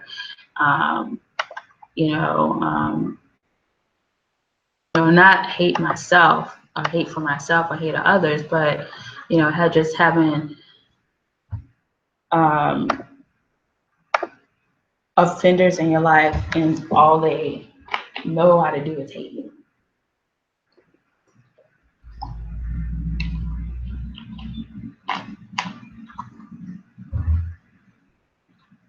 So now we're moving on to our publications. Eric This is by Eric Klinenberg, a globe-trotting guide to hooking up, hanging out, and sexting around the world with the must-have dating apps, must-know pickup lines, and expert tips that will break any language barrier. But if you think your, let's be real, lazy emoji use will impress singles overseas, it's time to up your game. That's because Argentinians respect tradition, including that of organizing romance through family, school, and church. 70 to 90% of the population identifies as Catholic. Today, the number of blind American women who take the initiative and message a man first online is bigger than the number of men who do, says Shakira. Santiago, a 34-year-old journalist in Buenos Aires, says Twitter is the best site for meeting women. If they're attractive, the men will automatically follow them back. This is awkward to ask someone, but the matchmaker can find out for you ahead of time. Hooking up isn't easy in Russia. When you're more likely to have a one-night stand with a matryoshka doll than the person you have vodka shots with at a bar. There is less of a hookup culture here than you see in the US, says Melissa McDonald, who has analyzed the Russian dating scene for Yandex, the country's equivalent of Google. Try bad habits and accommodation, the options for which range from lives with parents to no permanent accommodation. For both genders, sexy photos are the best, says Dmitry Filatov, CEO of Russia's fastest growing dating site, Topface. Locals are not in the least bit culturally conservative. Life in Rio de Janeiro and Sao Paulo is remarkably social, playful, open, and spontaneous, which means it's actually easier to meet people on the street, at the beach, or in a bar than it is to hook up online. The bad news for dudes, that huge disproportion is the result of higher mortality rates among young men. If you're more interested in a fling and don't have time to brush up your Portuguese before landing in Sao Paulo, your usual wingman Tinder will do. During the 2014 World Cup, soccer fans from around the world, including tens of thousands of young Americans and Europeans, came to Brazil and brought their Tinder accounts with them. Fun fact, the World Cup helped precipitate Tinder's passport feature, which allows users to change their location before vacation, in case they want to rack up matches to meet upon touchdown. Dating in Brazil is a group activity, so don't expect an intimate conversation, let alone something sexual, until you've been vetted by the pack. 90% of profile pictures are people in little bathing suits wearing sunglasses. It's a beautiful, touching part of the culture. The number of people between the ages of 18 and 34 not involved in a romantic relationship with the opposite sex now stands at 61% of men and 49% of women. They need to, because pairs asks for some very personal and unorthodox information. It has specifications for body shape, from somewhat thin to rather thick, blood type, birthplace, profession, highest degree, non-work days, and alcohol consumption. I had to laugh when I saw the blood type question, Endo says, because we are firm believers in blood type compatibility. Users must purchase virtual coins to buy and send like messages to people they find attractive. That protects both parties. It is comforting to women who may avoid online dating sites because they fear getting notes from creepy men. So I was thinking of trying Match.com, but it didn't work out because, it's like a part of it is supposed to be free, but then they start asking you for money for this information about this person, that information about that person. And I just really wasn't feeling pain to meet somebody.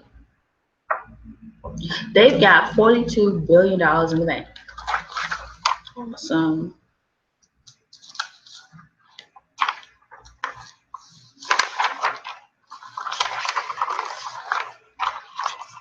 David Hockney interviews. What you're describing could change the very nature of relationships, not to mention redefine what it means to be monogamous. I guess if I had to interject something there, is that having someone, like this show, identify your significant other, and there's no other option but the two of you being together, and that has always been that way. How does it avoid becoming the next IBM?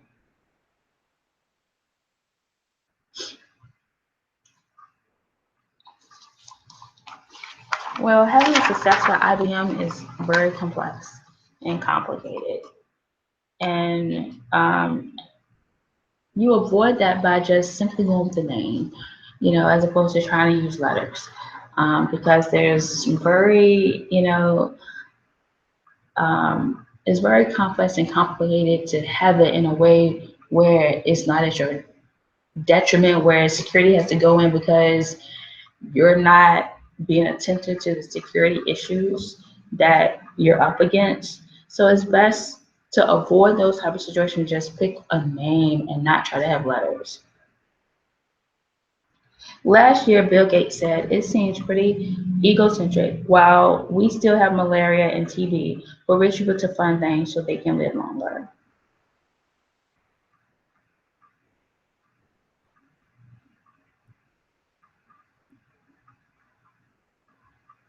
And the singularity is near. You wrote that by 2015, we will be able to depend on robots to clean our houses. I'm not going to say that that's not possible now. If it's developed and it's programmed and um, you program it to do this and to have this and this span of this amount of space or square foot is this room, and you incorporate the identity of that room into it. Um, it may be possible to do things like vacuum or, then you put in the dynamics of the height of the refrigerator, to wipe down the counters. They know the counters from the the height of the floor to the ceiling. So I'm not saying that it's not possible. Um, what about bioterrorism? I think the important thing with being with this show and bioterrorism is being able to separate it from actual terrorism. Is it true you've elected to be frozen in the event of your untimely demise? So I remember seeing the movie Frozen on an outdoor screen when I was in New York, staying in Brooklyn. Um, a very interesting viewing.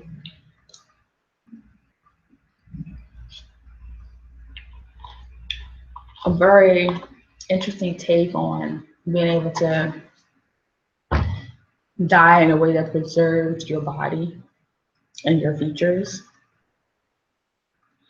Um,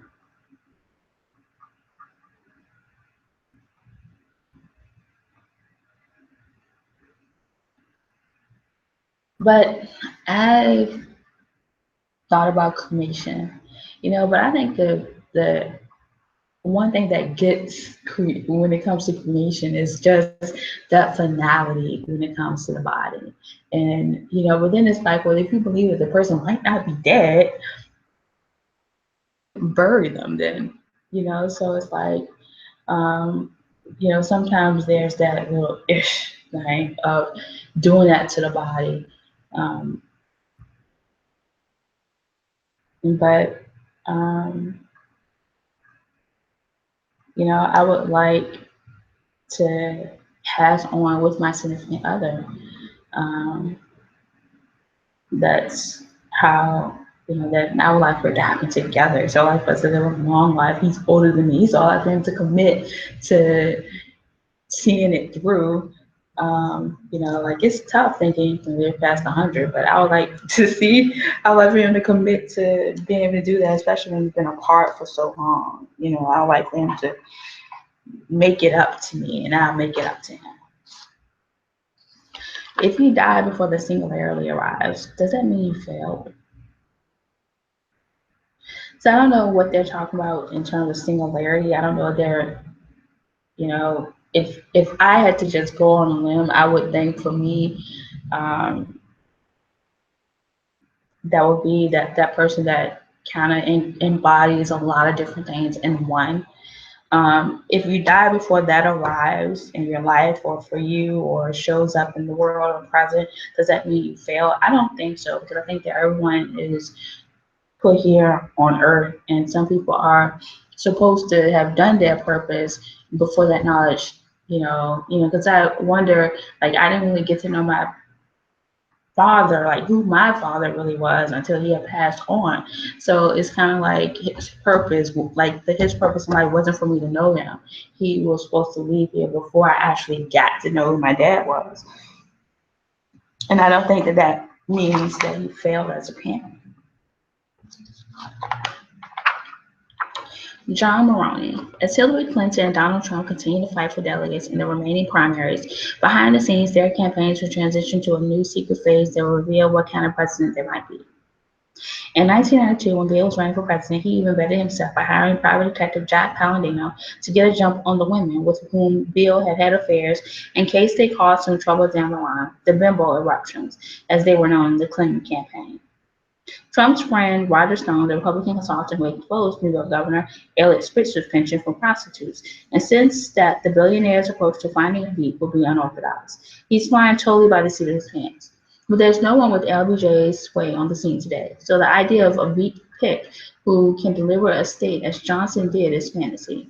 Romney's advisors believe that by selecting Paul D. Ryan, now Speaker of the House, they had a chance to turn Wisconsin Republican. That's the big chunk of the Obama coalition that she desperately wants, Kerry says. So when it comes to politics, because I consider myself to get politics, and I think that we should be used as public people, but in a way that works and gets the job done and says and actually addresses the issue. So I think that when public people are used, then you definitely have to step aside and get what's going on with it. By the numbers.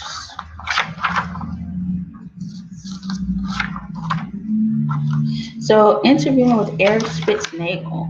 Forgive us for saying so, but that doesn't exactly sound like the smart social satire you and Jordan Peele are known for. Couldn't Key and Peele run for another 20 years and still be the most original show on TV? The only thing with Key and Peele is that, there's always that,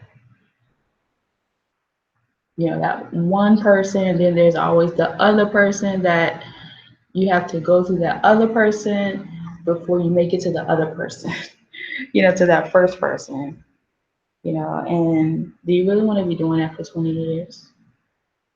You originally wanted to be a dramatic actor. So I chose drama and dramatic interpretation, and I know that I get, boxed in to bluesy,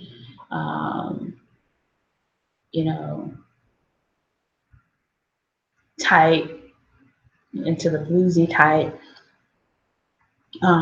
But there's a lot to think about when you're like an environmental person and you want to be an actor.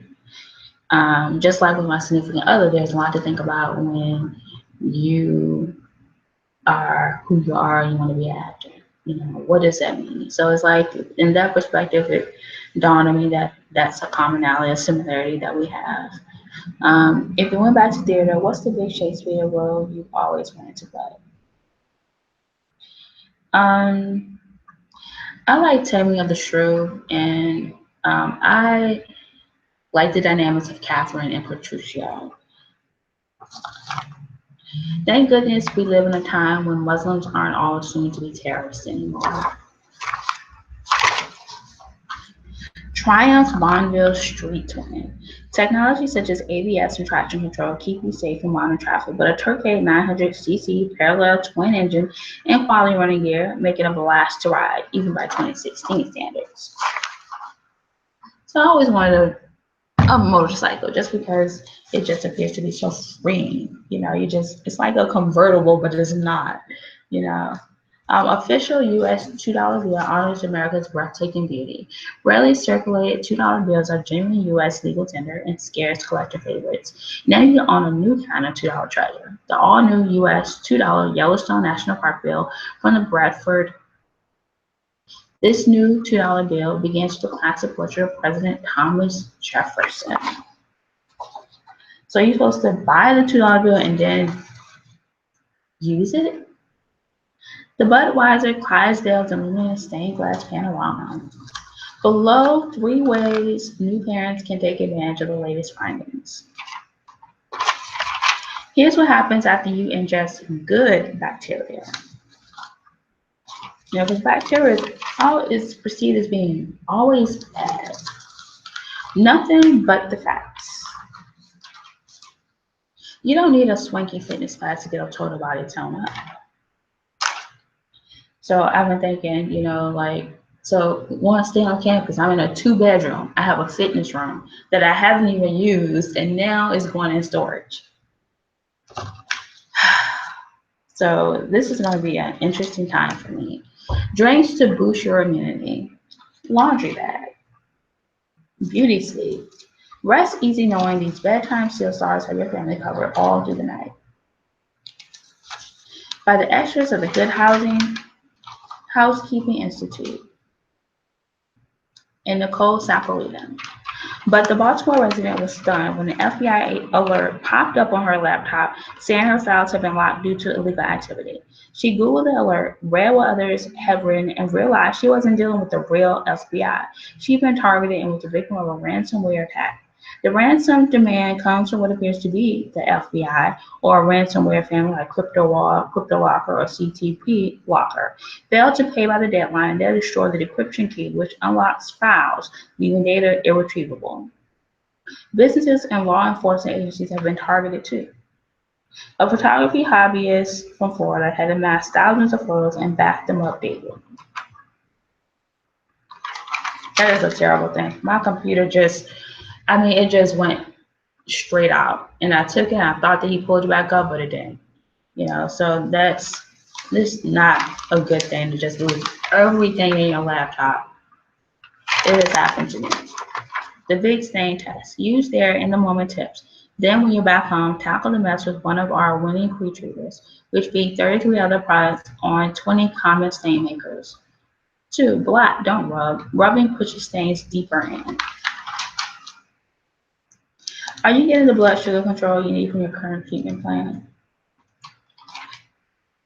So you definitely want to take care of, that which attracts your blood sugar. Dress the table. Stop squeezing from the bottle. Highlight with a toothbrush. Buy 2 boxes. Best for brunettes. The blanket trench is of 3 of the best coats. The only thing about the blanket trench, it doesn't really have buttons. You just like a blanket trench, like it's just a coat that you just put on you and close up. It looks comfortable, but your beauty bag. In it, eye brightener. April Frenzy now, because you can ask April. Light lip colors wash me out, but reds are too bold for daytime. April writes, try a trendy berry shade, which makes a subtler statement. If trying to find the best art shape for your face is enough to furrow your brow, you'll love this new free facial recognition app. The Benefit Brow Genie 2 helps you pinpoint the exact proportions. Whether you're walking a country road or hiking a trail, the best defense is a good defense.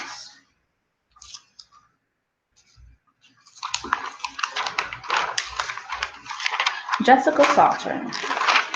It's a big break that's been a long time coming. Turner has been gunning for this level of success since childhood. Coming of age on set makes you grow up faster, says Turner, but it also ignites that playfulness within you. As Turner has matured, Goatee fans have cheered, watching Sansa evolve from a people-pleasing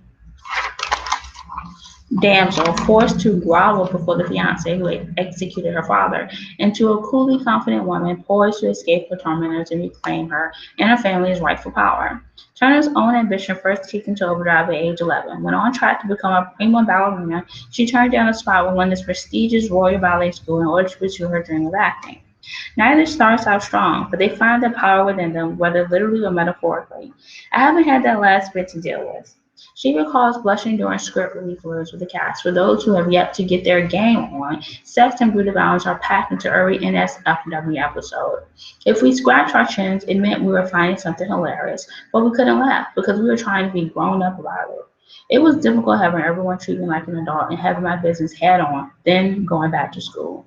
It's difficult because I come home and I have so many places I want to be, she says. I'm looking forward to having some time there, but I'm not sure if that will happen this year, she says. In the beginning, I was like, guys, Jean is telekinetic. But when it came to her new regimen, running was just the beginning. It was all outside, around London, which was more fun than being cooped up in the gym, she says. And while those physical benefits are an obvious bonus, the biggest difference may be invisible.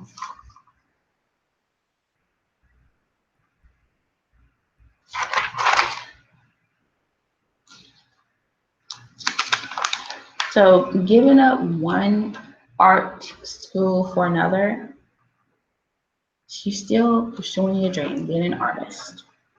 Big or small, they can affect your relationship, but telling all isn't always the answer. Be the real you, which I like about live broadcasting because you have no choice but to be the real you. Thank you, Big Earn. Is it possible to think bigger than the United Nations? Well, I can thank bigger with being united with my significant other. Blueberries 3 ways. Use them to add juicy flavor and a vitamin C boost to these dishes. Recipes by Cara Purcell. Oven blueberry grain salad. In a bowl, toss 2 cups of watercress with 1/2 cup each cooked brown rice, blueberries, and thinly sliced red onion. Divide between 2 plates. Top each with 1 tablespoon of crumbled feta, 1 tablespoon of balsamic glaze, 1 teaspoon of sliced toasted almonds, and 1 teaspoon of olive oil, and salt and pepper. Sweaty Betty. The Big Reach. Unbeatable protection, courtesy of the best feeling sunscreen ever. Think Beyond Ultraviolet Rays. Beauty Buzz Body Talk, co-founded by trainer Christine Bullock. New vegan body care line, Kyo, features active ingredients CoQ10 copper peptides, usually found in face creams. Bitter at the bar. The bitter pill. Don't turn up your nose at bitter foods. Embrace them. Bitter is a sign of powerfully good for you nutrients. Endless Table. Eating Well Reader Round Table. California walnuts for the best simple salads ever. A tart way to boost your immunity. Polyphenols, the healthy antioxidants in cranberries, prime your immune system to respond faster and better to invaders, says study author, PhD, Jessica McGowan. I like cranberry juice. Jessica McGowan. Those who poofed it have less of a desire to chow down compared to their sedentary peers, likely because exercise helps regulate food urges that aren't related to physical hunger, such as stress eating.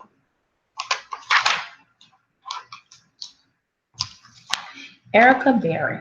With consumers angling for transparency, Big Food promised change.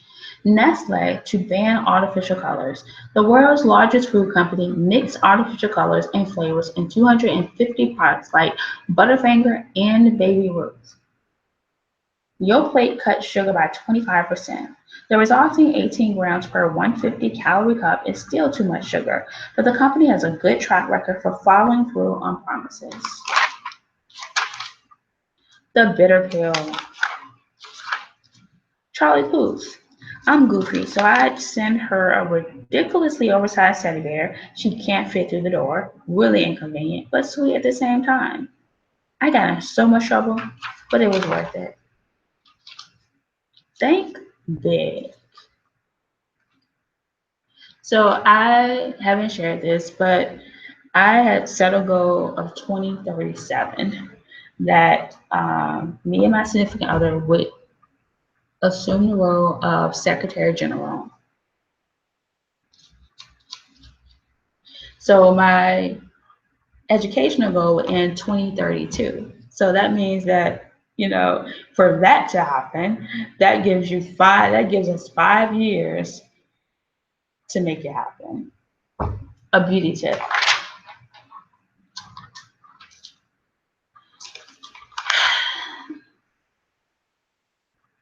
Being united and peaceful can do wonders for your skin. I want people to be happy with who they are and to not conform to be somebody else.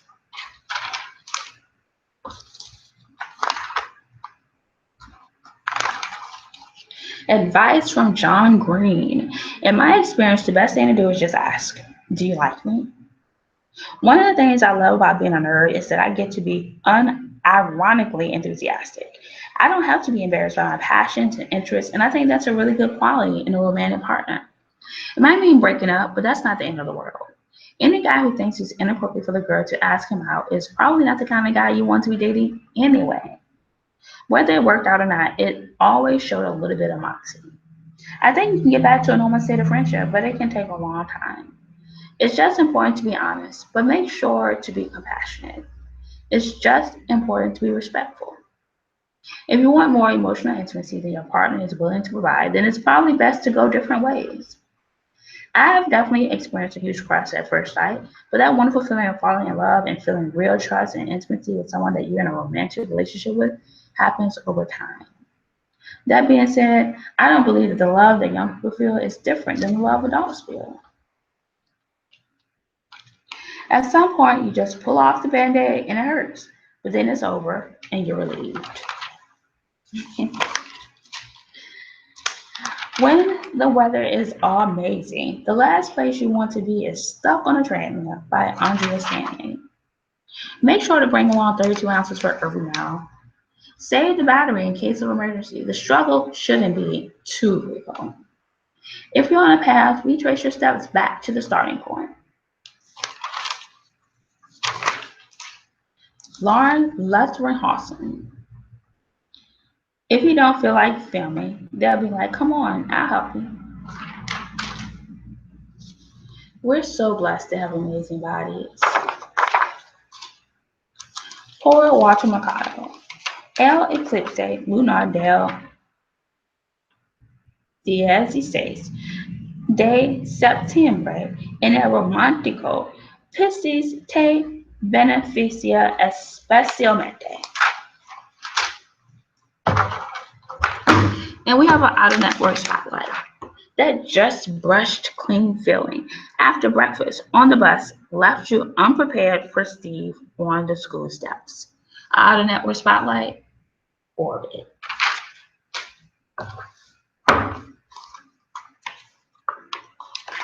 So now it's time for the book, and it is Jesus Hoy by Sarah Young.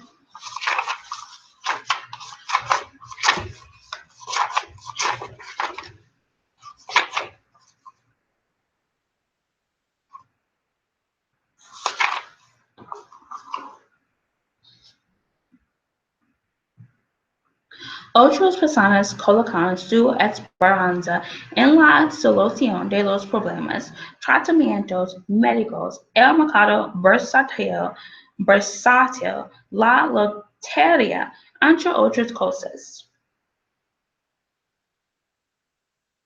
Aunque el camino por delante te parezca oscuro, hay una luz brillante y eterna al final de tu camino terrenal.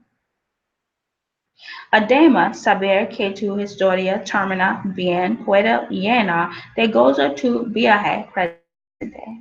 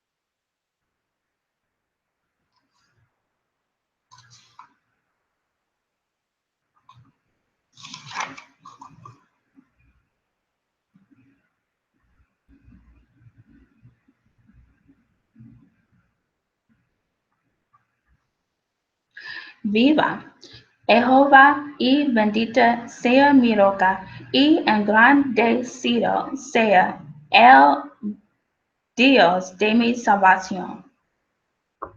2 Samuel 22:47.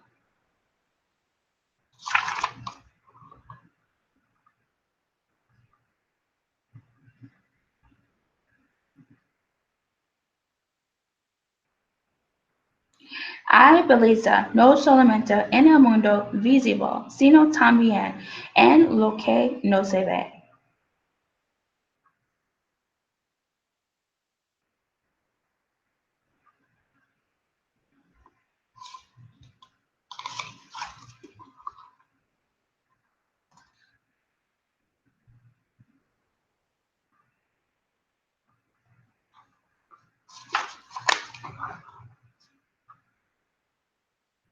Crea una colección de oraciones breves, tales como Ayúdame, Jesús.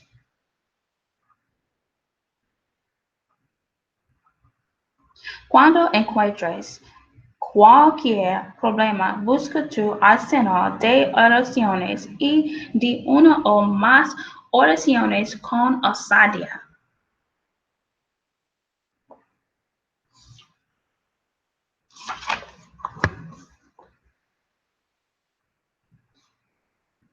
Pero reconocer tu necesidad es solamente la mitad de la batalla.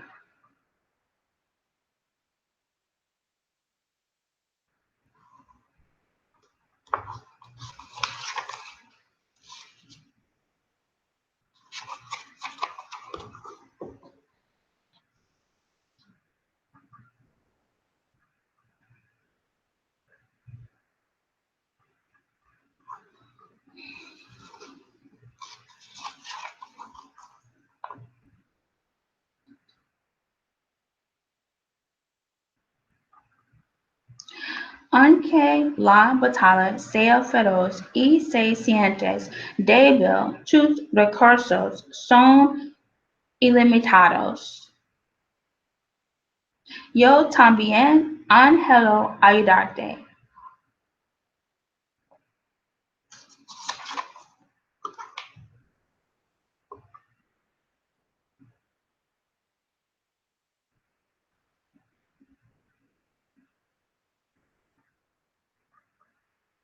Por lo tanto, ven a mí cuando estés trabajado y cargado, yo proveeré descanso para tu alma.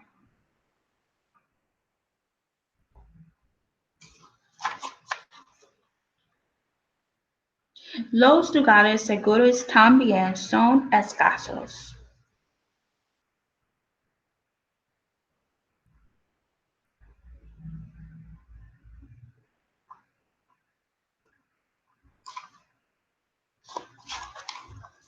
Te basta con mi gracia. Otra completamente distinta es cuando estás batallando para dar el siguiente paso. Entonces se convierte en el enfoque brillante de tu vida.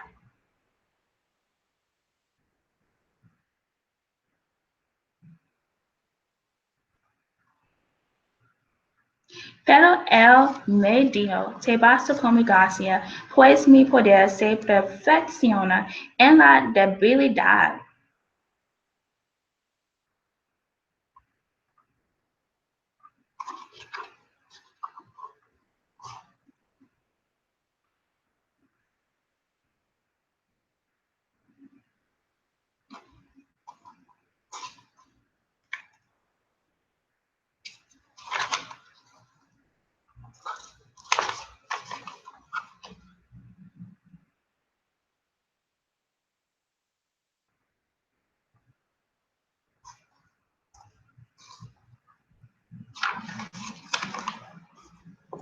Cuando estás batallando con el quebranto de este mundo, puede resultar un desafío crear ambas verdades simultáneamente.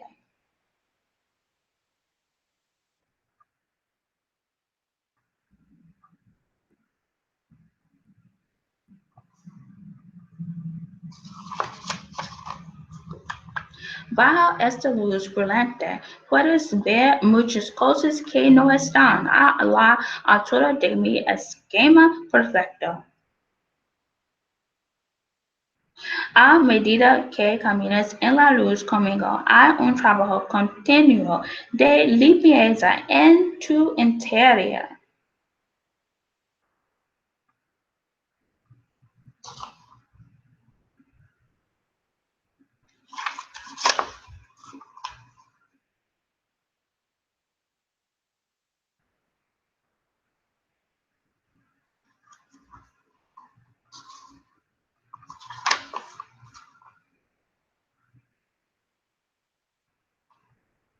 Es para todo tiempo y toda circunstancia, aunque algunas veces tengas que buscarlo, también necesitas mi paz en todo tiempo y te la concedo libremente a medida que confías en mí.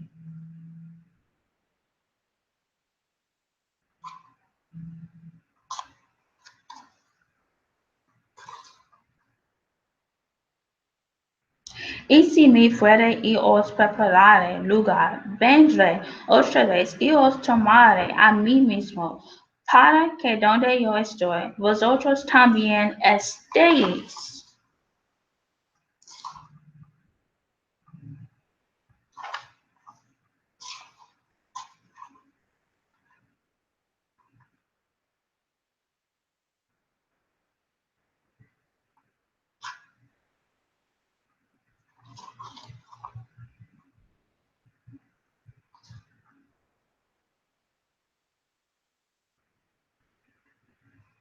Este es un trabajo duro, porque no solamente es antinatural, sino también contracultural.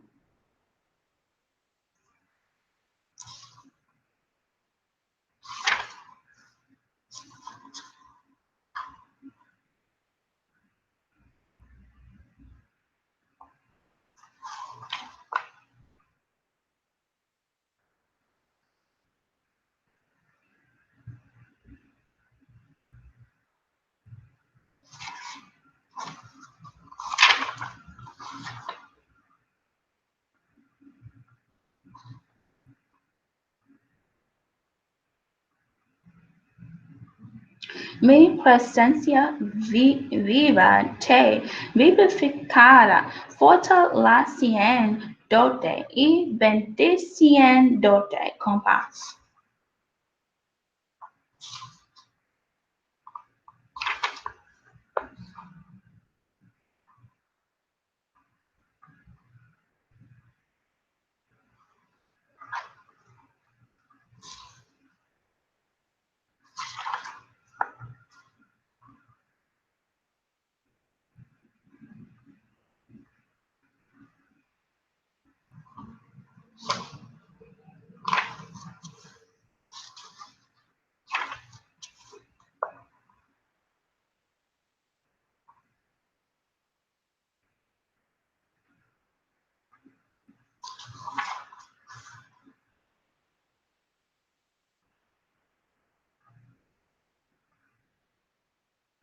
Cuando tu camino te lleve por un valle oscuro y estés batallando, búscame para obtener ayuda.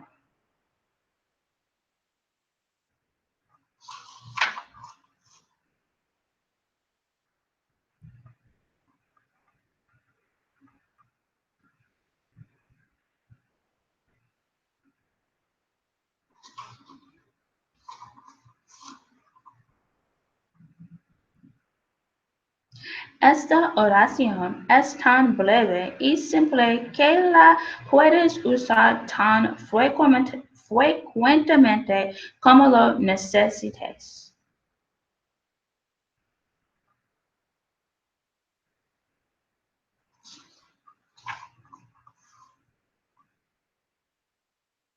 El dolor es una temporada y yo lo utilizo para tu bien.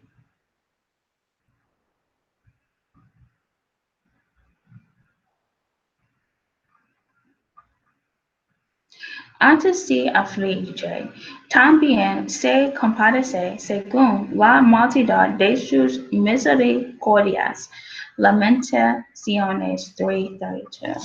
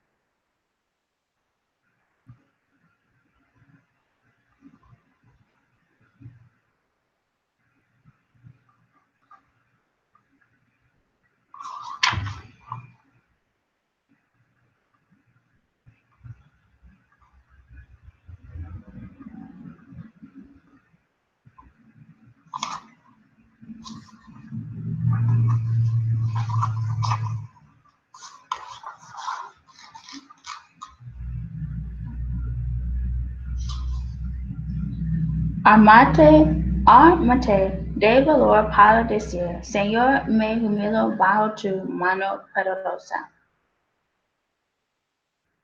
En lugar de involucrarte en esta batalla que no puedes ganar, utiliza tu energía para lidiar con la situación y aprender de ella.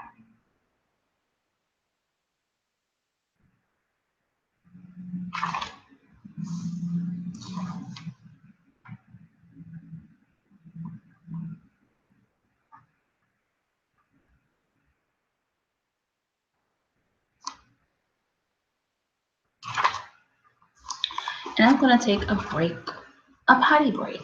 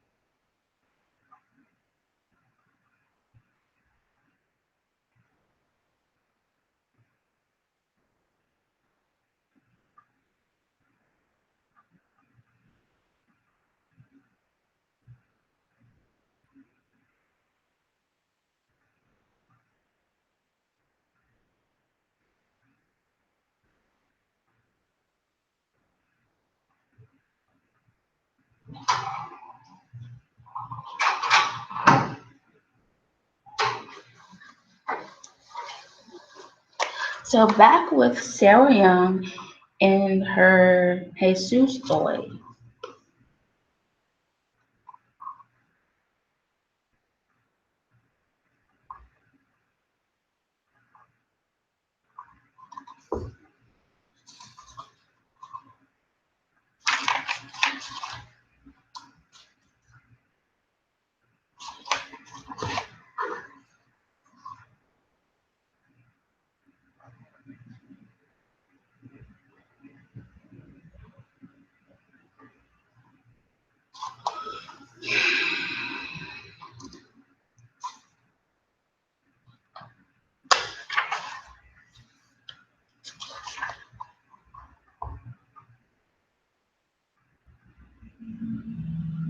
Lo mismo sucede con las personas que están batallando con enfermedades que ponen en riesgo su vida.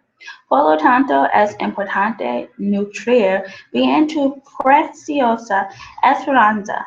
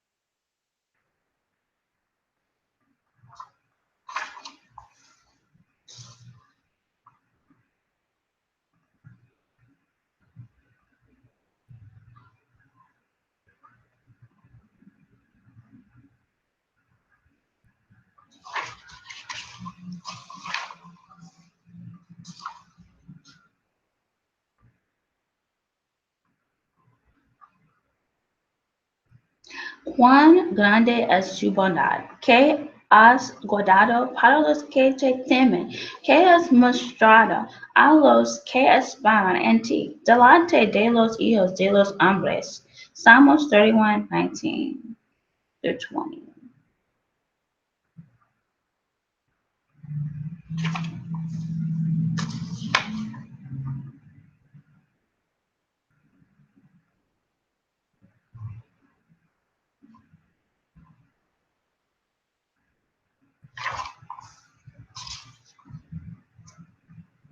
El hecho de que yo sea bueno es vitalmente importante para tu bienestar.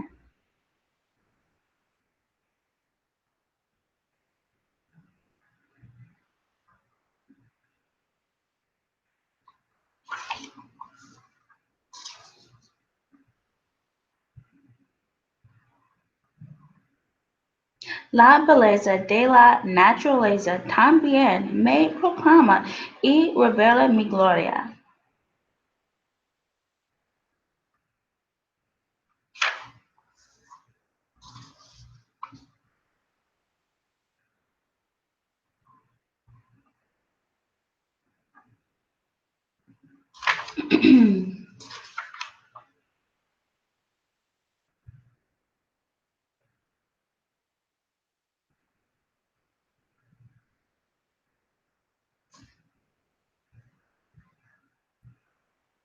A medida que permaneces en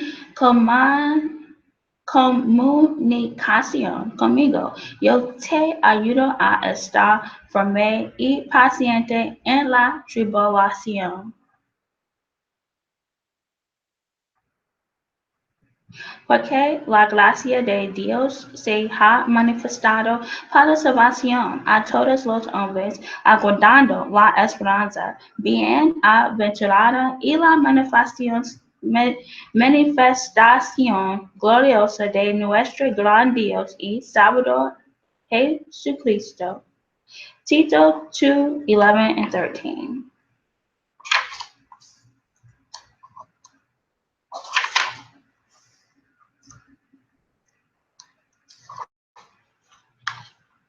Tú pensabas estar bastante avanzado en esta capacitación, pero luego las circunstancias de tu vida se agravaron.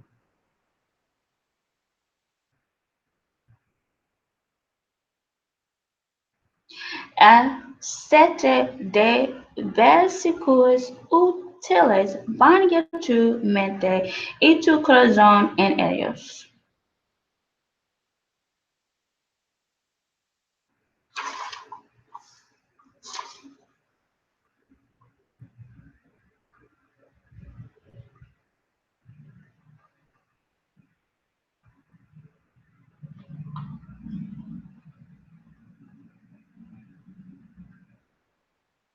Mas nuestra ciudadanía está en los cielos, de donde también esperamos al Salvador, al Señor Jesucristo, el cual transformará el cuerpo de la humillación nuestra, para que sea semejante al cuerpo de la gloria suya, por el poder con el cual puede también sujetar a sí mismo todas las cosas.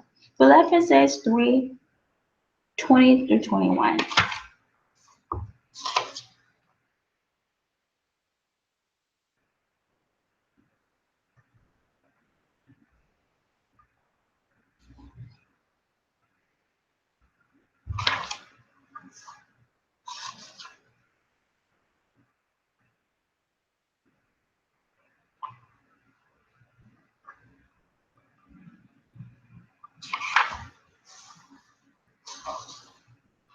Saber que yo soy el Dios Santo puede bendecirte y protegerte y destaca cuán privilegiado eres el conocerme como Salvador y amigo.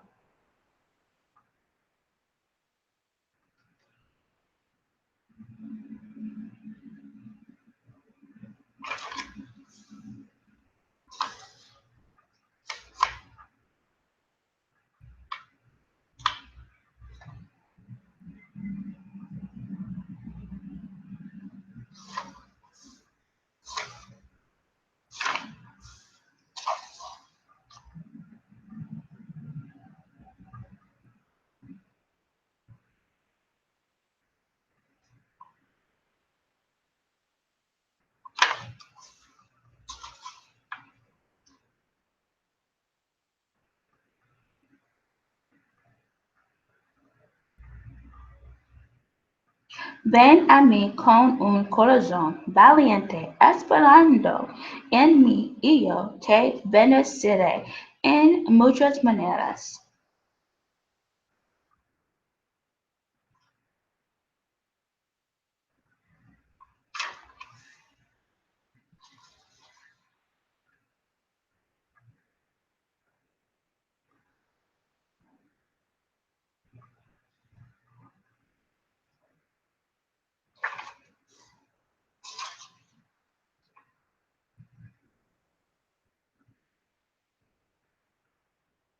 El salmista que escribió estas palabras estaba describiendo una catástrofe terrible. Bienaventurado el pueblo que tiene esto, bienaventurado el pueblo cuyo Dios es Jehová. Psalms 144:15. Por tanto, no temeremos aunque la tierra sea removida y se traspasen los montes al corazón del mar, aunque bramen y subterren sus aguas y tiemblen los montes a causa de su braveza. Salmos 46:1-3.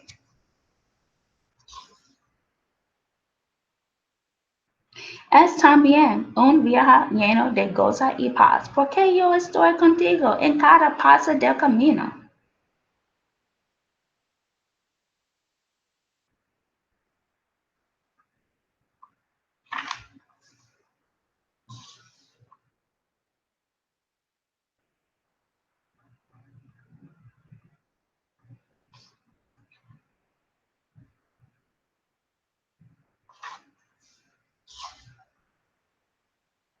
Hiciste los cielos y la tierra con tu mano fuerte y tu brazo poderosa.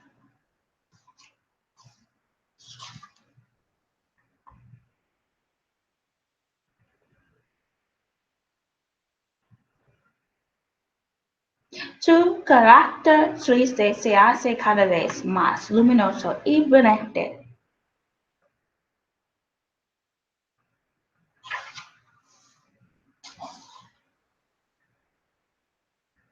Vivir para aguardarme es una inversión sabia, no solamente por las recompensas del cielo, sino también para el goce diario en la tierra.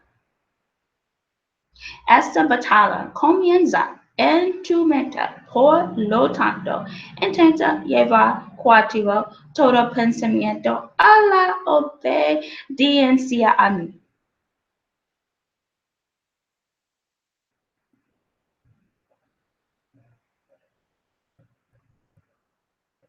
Nosotros no cesamos de orar por vosotros y de pedir para que andéis como es digno del Señor, agradándole en todo, llevando fruto en toda buena obra y creciendo en el conocimiento de Dios. Colosenses 1:9-10.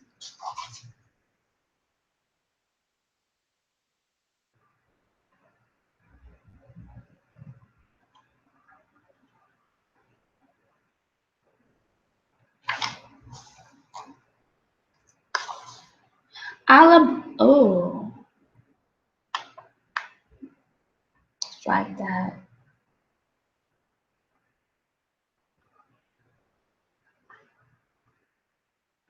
Porque en él vivimos y nos movemos y somos como algunos de vuestros propios poetas también han dicho, porque linaje suyo somos. Hechos 17:28. I just realized I've been given the numbers in English.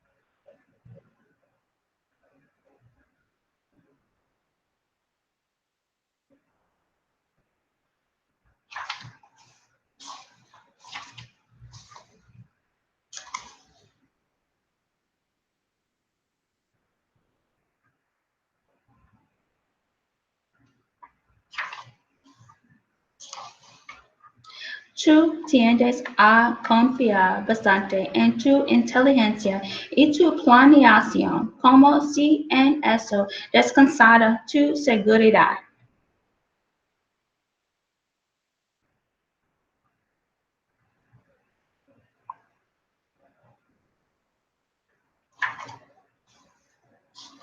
Yo sé cuán desesperadamente deseas creerlo y cuánto estás batallando para ello.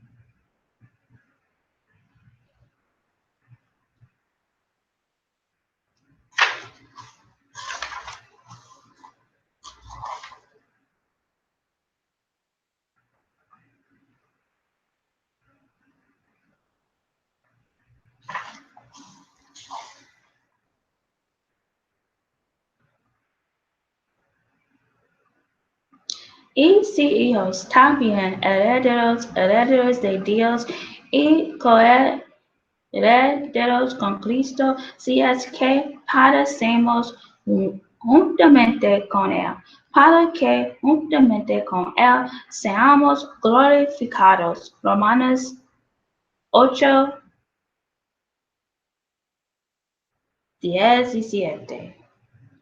Porque esta leve tribulación momentánea produce en nosotros un cada vez más excelente y eterno peso de gloria. 2 Corintios 4:17.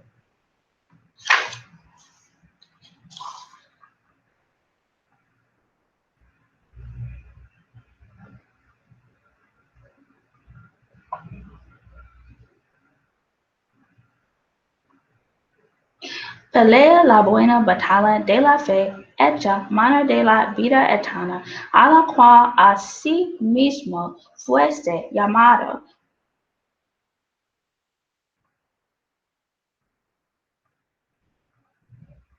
te mando que guardes el mandamiento sin mácula ni reprensión hasta la aparición de nuestro Señor Jesucristo, la cual a su tiempo mostrará el bienaventurado y solo soberano Rey de reyes y Señor de señores, el único que tiene inmortalidad, que habita en luz inaccesible, a quien ninguno de los hombres ha visto ni puede ver, al cual sea la honra y el imperio sempiterno.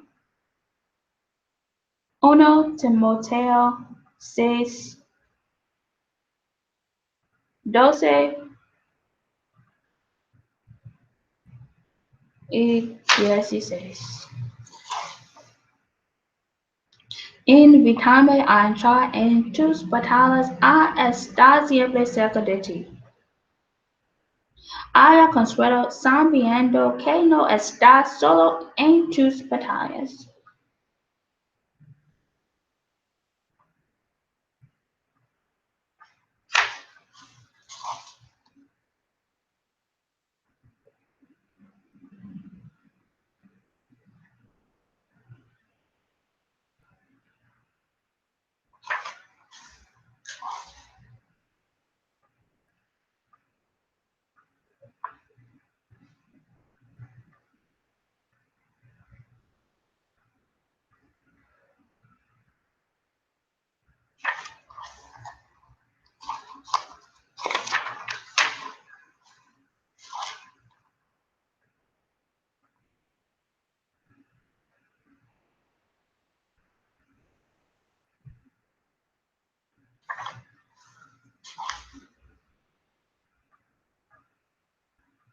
Yo estoy contigo y también estoy delante de ti, alumbrando el camino.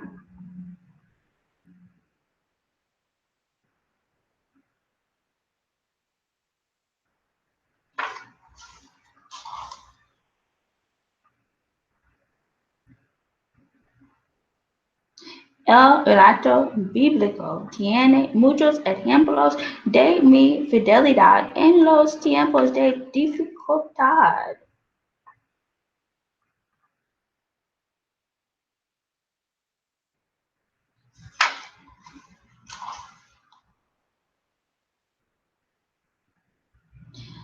Adorarme te transforma bastante, haciendo que seas cada vez más lo que yo diseñe.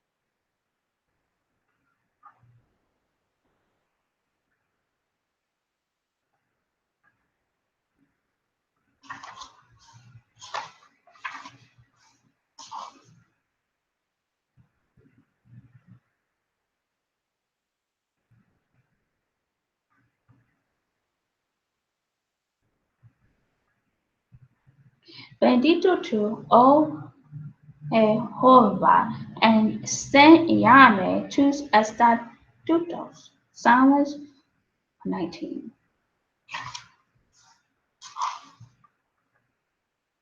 Este mundo es cada vez más oscuro, pero la luz de mi presencia es tan brillante como siempre.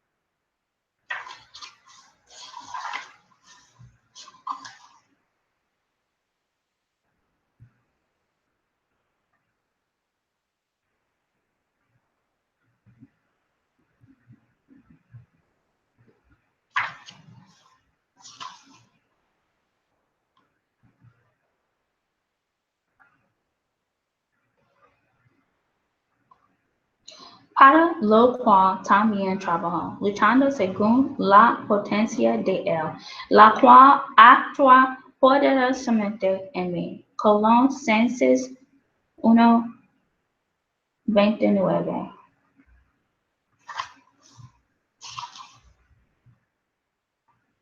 Saber que estás de camino al cielo es inmensamente importante para tu bienestar.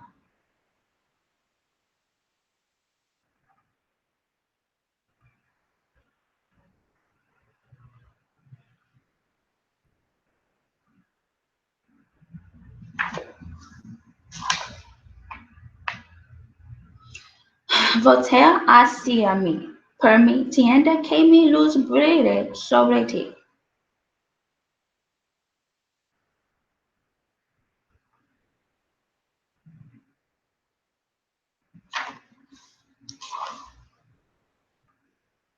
Yo también soy tu guía.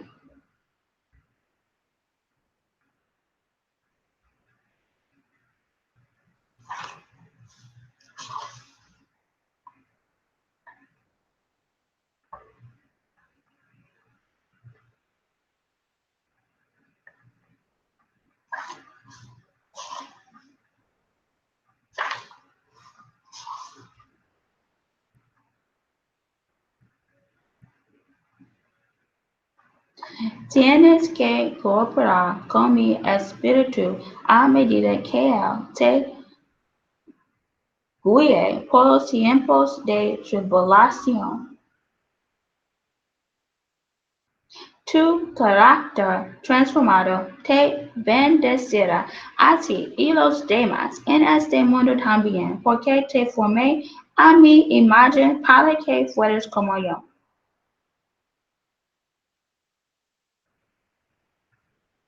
No solo esto, sino que también nos gloriamos en las tribulaciones, sabiendo que la tribulación produce paciencia, y la paciencia prueba, y la prueba esperanza, y la esperanza no vergüenza, porque el amor de Dios ha sido derramado en nuestros corazones por el Espíritu Santo que nos fue dado. Romanos 5:3-5.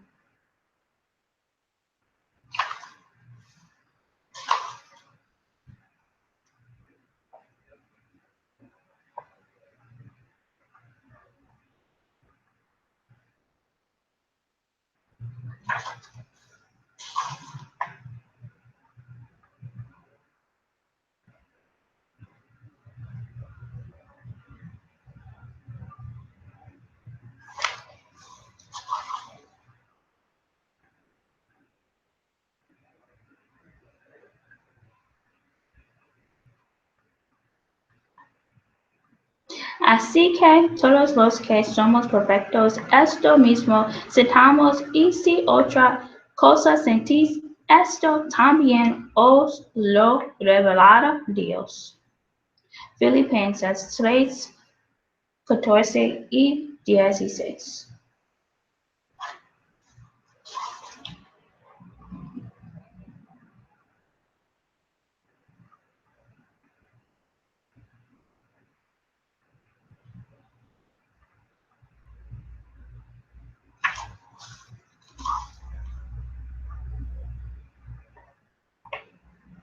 Esto refresca no solamente tu mente, sino también tu alma.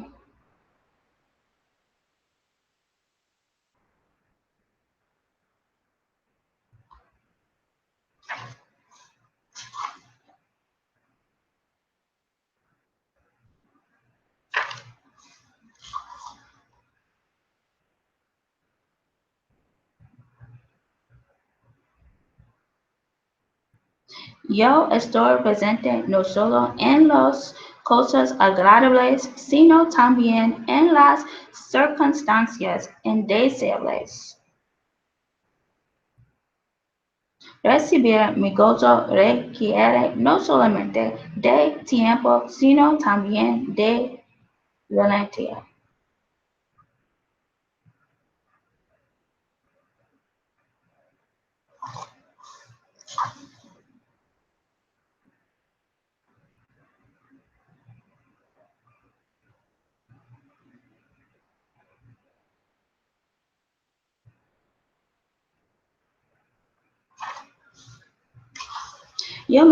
No, sé que te cuesta trabajo recibir esta bendición. Está basada en el amor incondicional que siente por todos mis seguidores.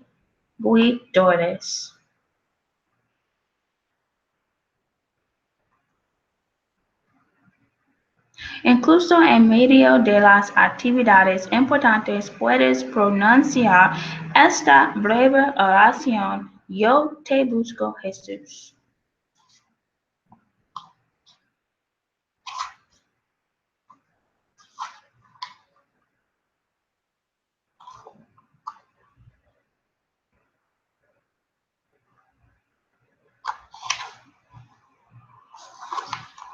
Busca tiempo y espacio para hablar conmigo acerca de tus problemas y sentimientos.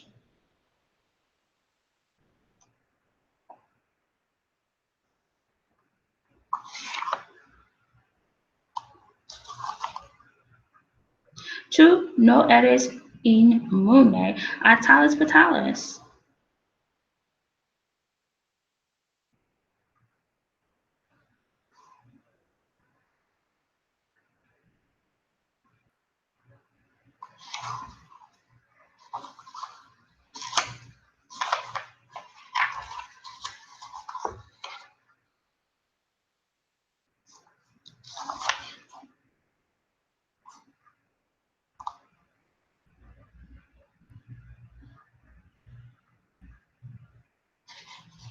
No se turbe vuestro corazón ni tenga miedo. Juan 14, 27.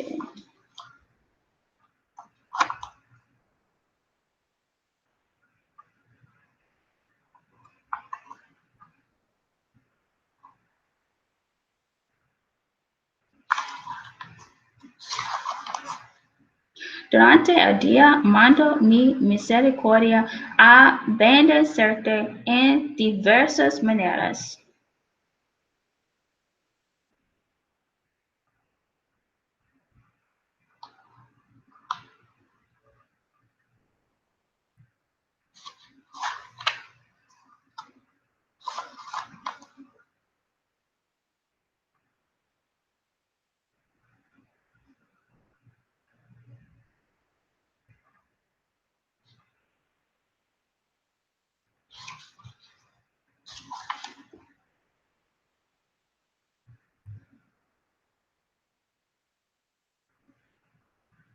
Sin embargo, te estoy entrenando para que dirijas tus pensamientos hacia mí cada vez más y que disfrutes de mi presencia en los tiempos difíciles, así como en los tiempos buenos.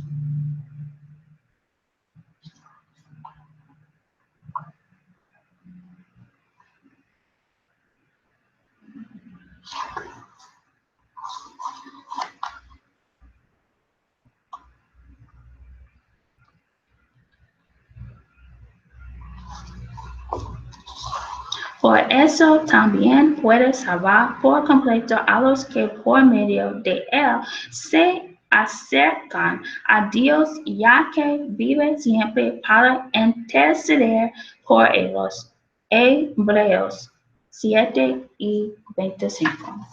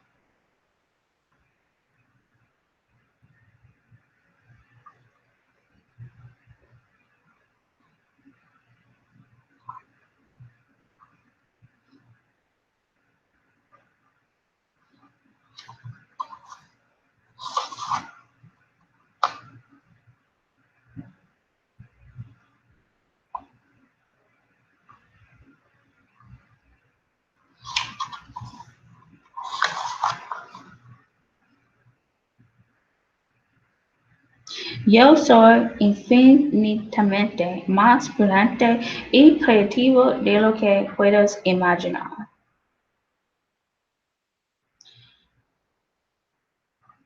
Justificados pues por la fe, tenemos paz para con Dios por medio de nuestro Señor Jesucristo, por quien también tenemos entrada por la fe esta gracia en la cual estamos firmes y nos gloriamos en la esperanza de la gloria de Dios. Romanos 5:1 y 2.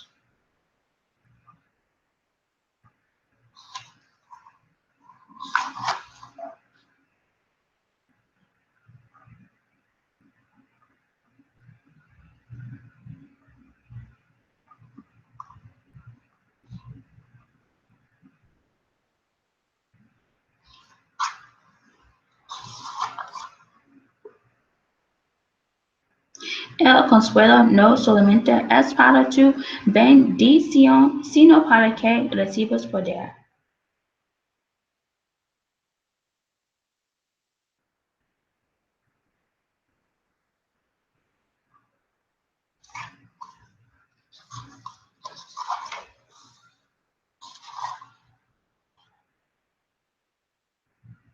De hecho, yo siempre escucho tus oraciones y también los gemidos indecibles del espíritu que no pueden pronunciarse.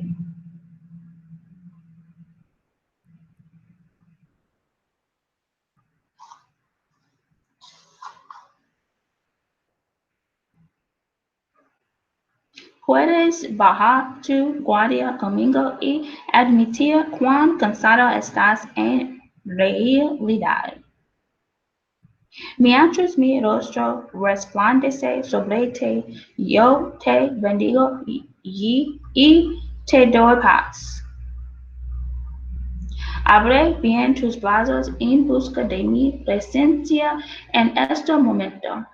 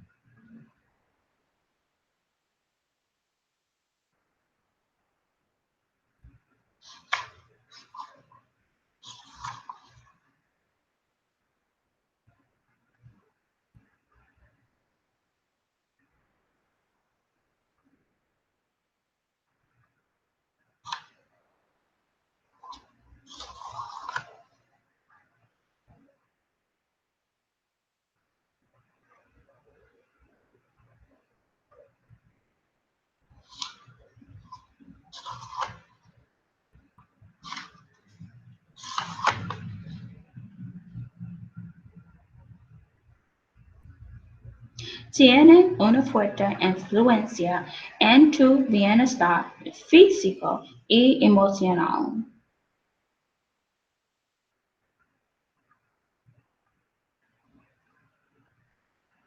Mi corazón ha dicho de ti, buscad mi rostro. Salmos. Más bien, cuando llegue la tentación, Él les dará también una salida a fin de que puedan resistir. 1 Corintios. Sin embargo, también deseo que vivas abundantemente ahora y todos tus días.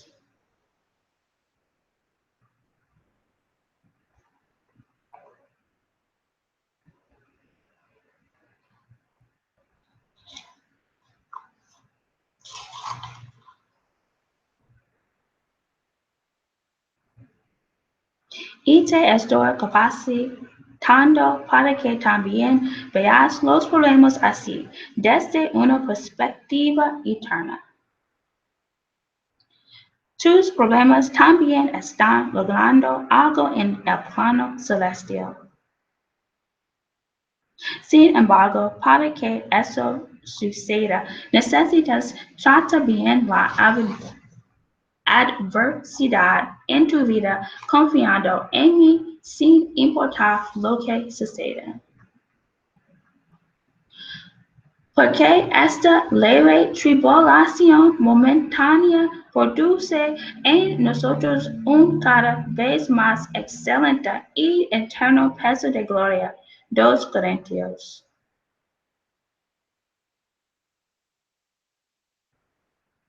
3 veces he sido azotado con varas.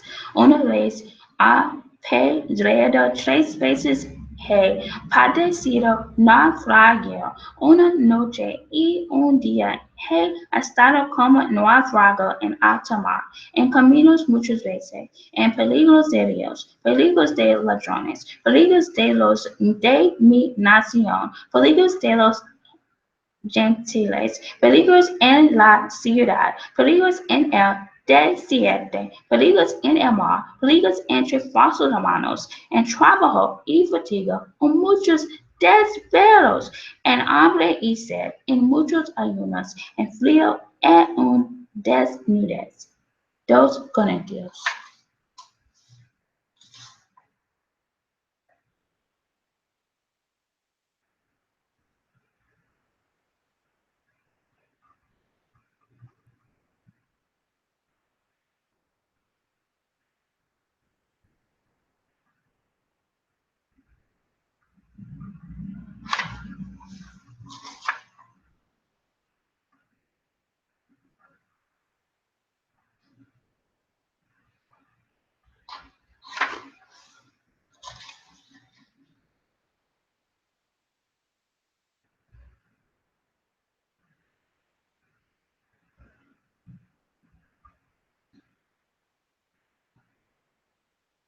Se alegró por tanto mi corazón y se gozó mi alma, mi carne también reposada, confiadamente me mostrarás la senda de la vida. En tu presencia hay plenitud de goza, delicias a tu diestra para siempre. Salmos. El futuro es tan brillante como las promesas de Dios. Adoniram Judson.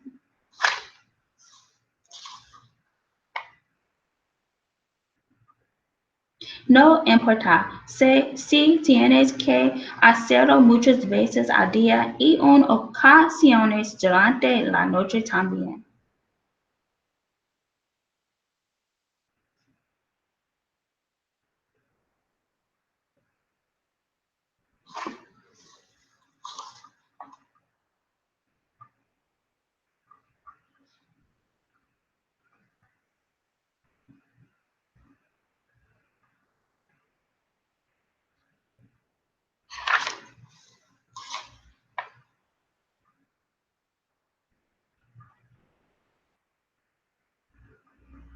Cuando la adversidad les golpea a ti o a tus seres amados, recuerda las palabras de Job.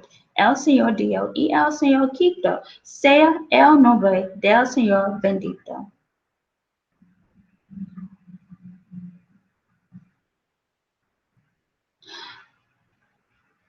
Jehová dio y Jehová quitó. Sea el nombre de Jehová bendito. Job.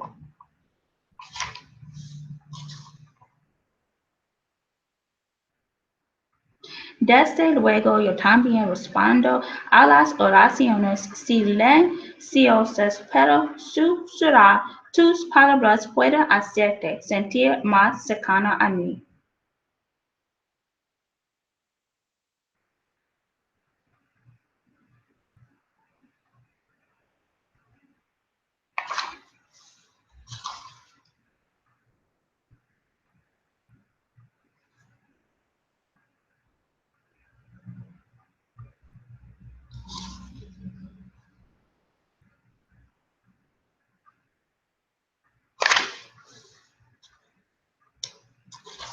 Sin embargo, tienes a tu disposición abundante ayuda en esta batalla.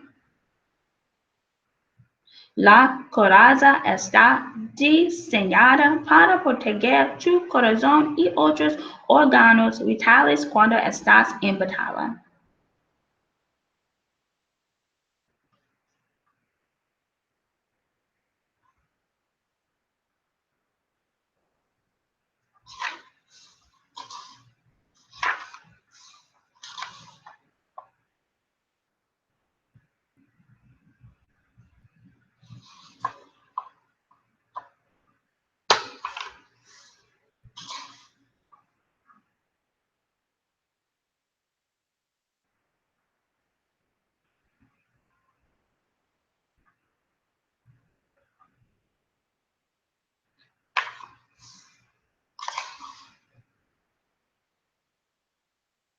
Quien está batallando con problemas a largo plazo puede sentirse como si su sufrimiento fuera interminable.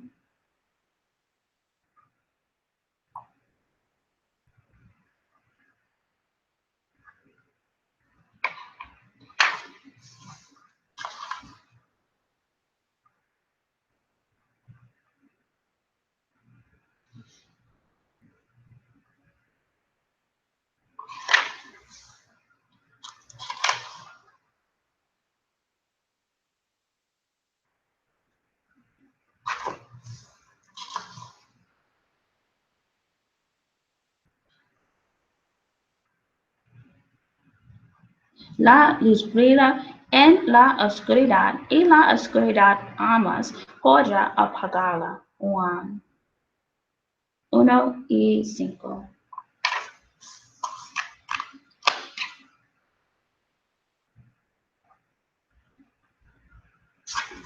And that has been out of the book by Sarah Young.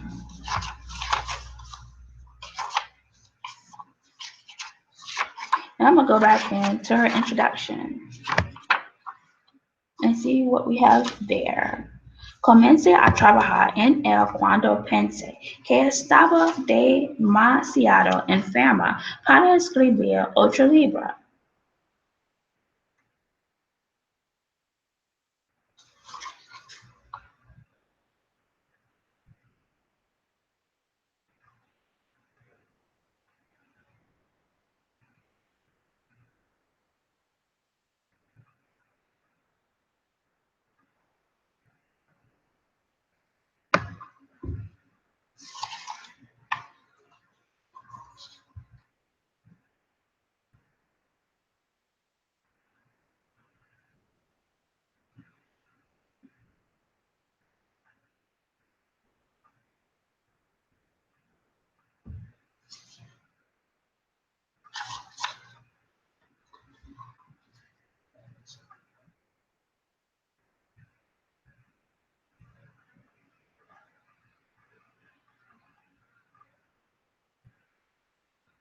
Mi médico de Perth ordenó algunos análisis sanguíneos que mostraron que padecía hiperparatiroidismo primario causado por un tumor benigno en una de mis 4 glándulas paratiroides.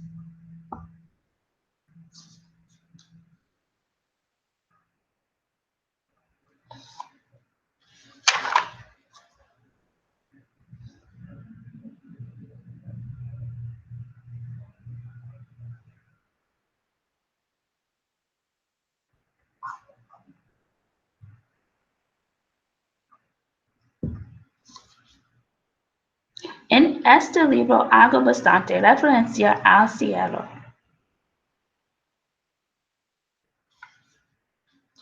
Al igual que con todos mis libros, depende de la ayuda del Espíritu Santo mientras trabajaba buscando escuchar a Jesús a través del proceso creativo.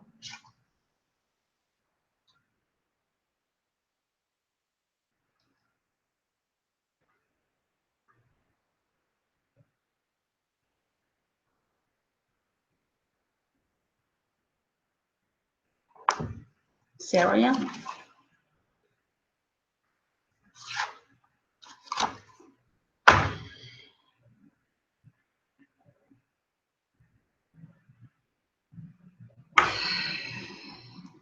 So there is an update. I remember that I said the Bible, there is a time to kill in the Bible. So we are currently still involved in a court case in the state of Virginia. And but the offender has been an offender for over 2 decades now.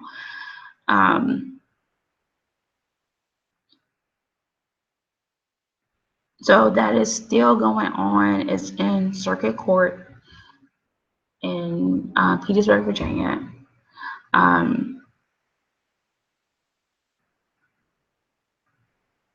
The judge is, I'm going to say, passing a little bit because I was working with the public defender's office and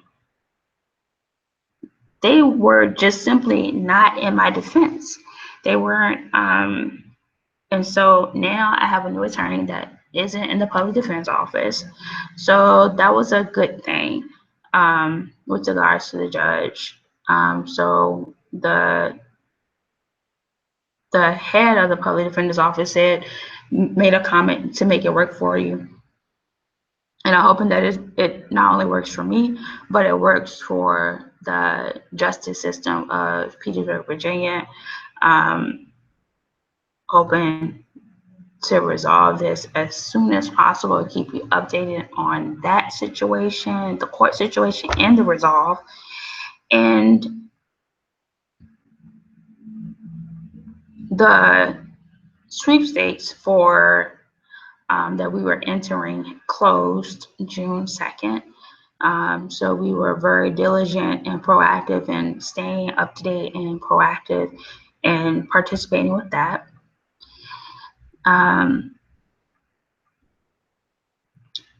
There was a loss to the class. Mark Madison, he was in our wonderful class and a part of it. And he had the opportunity to do a movie with Damon Wayans called Major Pain. We were in high school and it was actually out the year that we graduated. So he was going through some challenges. And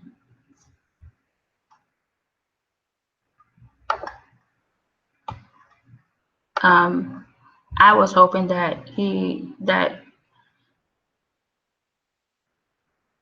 I was hoping for a different situation. And we just lost him on Tuesday in May. So I want to say it was the 23rd or the 16th of May that we lost. Mark Madison. That was a shocker for me because he was really excited about graduating from his program, which was a Friday. That Friday before, and he passed that following Tuesday. So I think he graduated on the 19th and he passed on the 23rd. So it was kind of shocking, and it was a huge loss. As we recently lost Bernard Johnson, and now, you know, losing Mark Madison.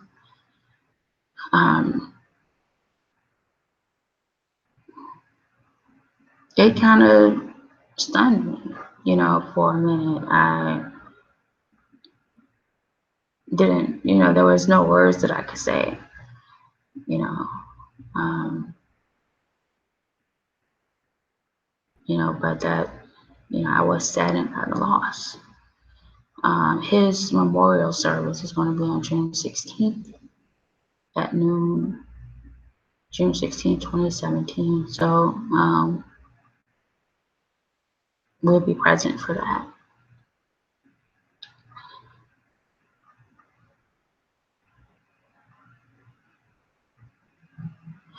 We have submitted our information, or well, not specifically the show, but the business of which the show is a volunteer program of, I submitted it to officially to work with the United Nations. So I think that takes it could take a year, I think, to find out about that, for it to be official. So keep you posted on that.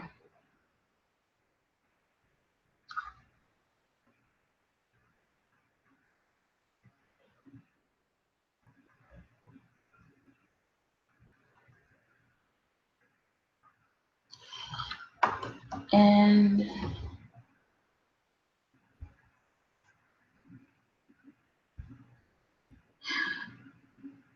as far as a significant other,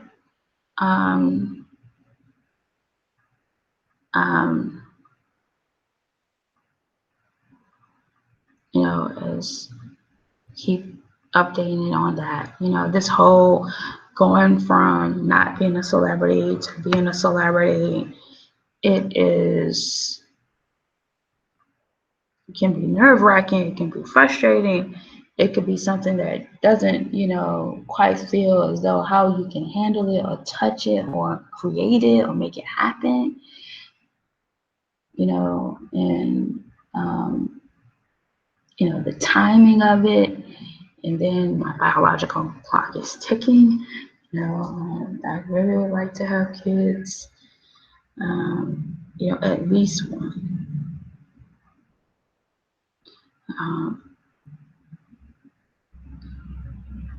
I would like more than one, but at least one. You know, if I can have 3, I'd be good. You know,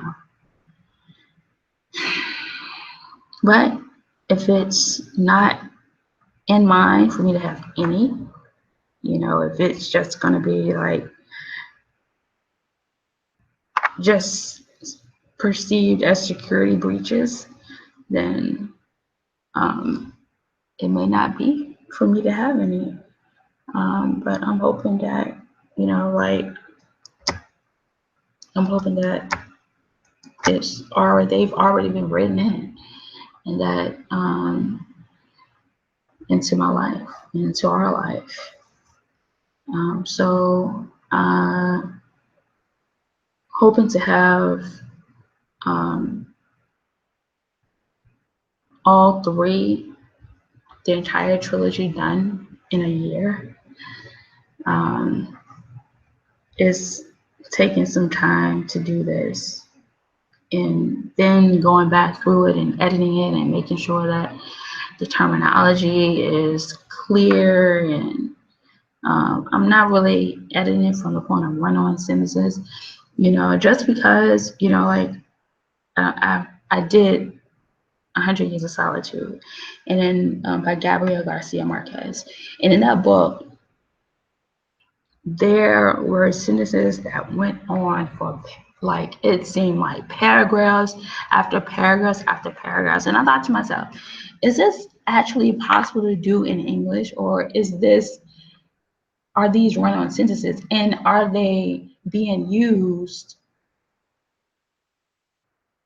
as a literary tool? Like something that you're not supposed to do, but someone that knows, someone that's familiar with it pushes the rules and does what you're not supposed to do, and it kind of works. So you know, I guess I need to refresh myself on what a run-on sentence is. My approach to English is a little bit different than dissecting each component of a sentence and identifying sentences. So I approach it a little bit differently.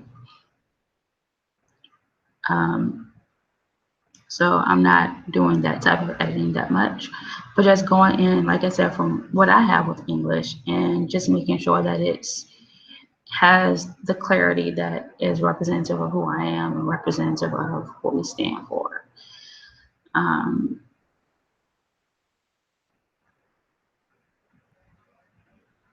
I just can't, it's just, gets me sometimes that it's been 17 years. 17 years of being out of college. That is to me, that is a long time. And it's just like, it just made me feel like I should have never gone to college in a sense, and just stayed out and worked all this time, and then went back to get my degree. But everything happens for a reason, and it was put in my life permanently for a reason. And I fully intend on using it, but I intend on using it at the proper time that I can use it, when there's no, because then I started thinking about, during when I was getting the degree, receiving money from individuals and, family members. And then now, their true colors have come out, when during that time it was like, oh, I want to do this for you because you're doing good for yourself, and I want to help you, because, and then, as time goes on, you get that they never had your best interest at heart. And it's like, you have the degree and you have the experience, and thank goodness none of the money went towards the degree. Went to something that helped with, while pursuing their degree, or perceivably helped at that time. But again, those true colors come out, and can't be taken back. So you have to, I had to like get money, and how I got money, and what that meant, and what the money means. Because, the permanent person in your life should be that one that you care about. You shouldn't allow anything to come in between that. And I definitely want a degree or somebody's, money, for a degree that didn't consciously include, my significant other at that time in it. So it's like, you want to consider all of that, so that your significant other is included in everything, because I believe that you are with your significant other. You've always been with your significant other from day one. So they would have never went away. They would have always been present, whether you knew it or not. And it's just, the things that you would have been doing just would have been kind of disrespectful, because, in a larger sense, but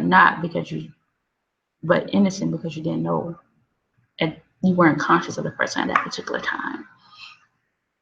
So, you know, going back to school was a big decision for me, but I think it's a good decision. Staying on campus was a big decision for me because there are a lot of uncertainties, but I think it's a good decision. Um, and we continue to keep you posted, keep the show up to date on what's going on, not just in the world, but in the life of your host, myself. And this has been the Late Late Show with BT. Bye.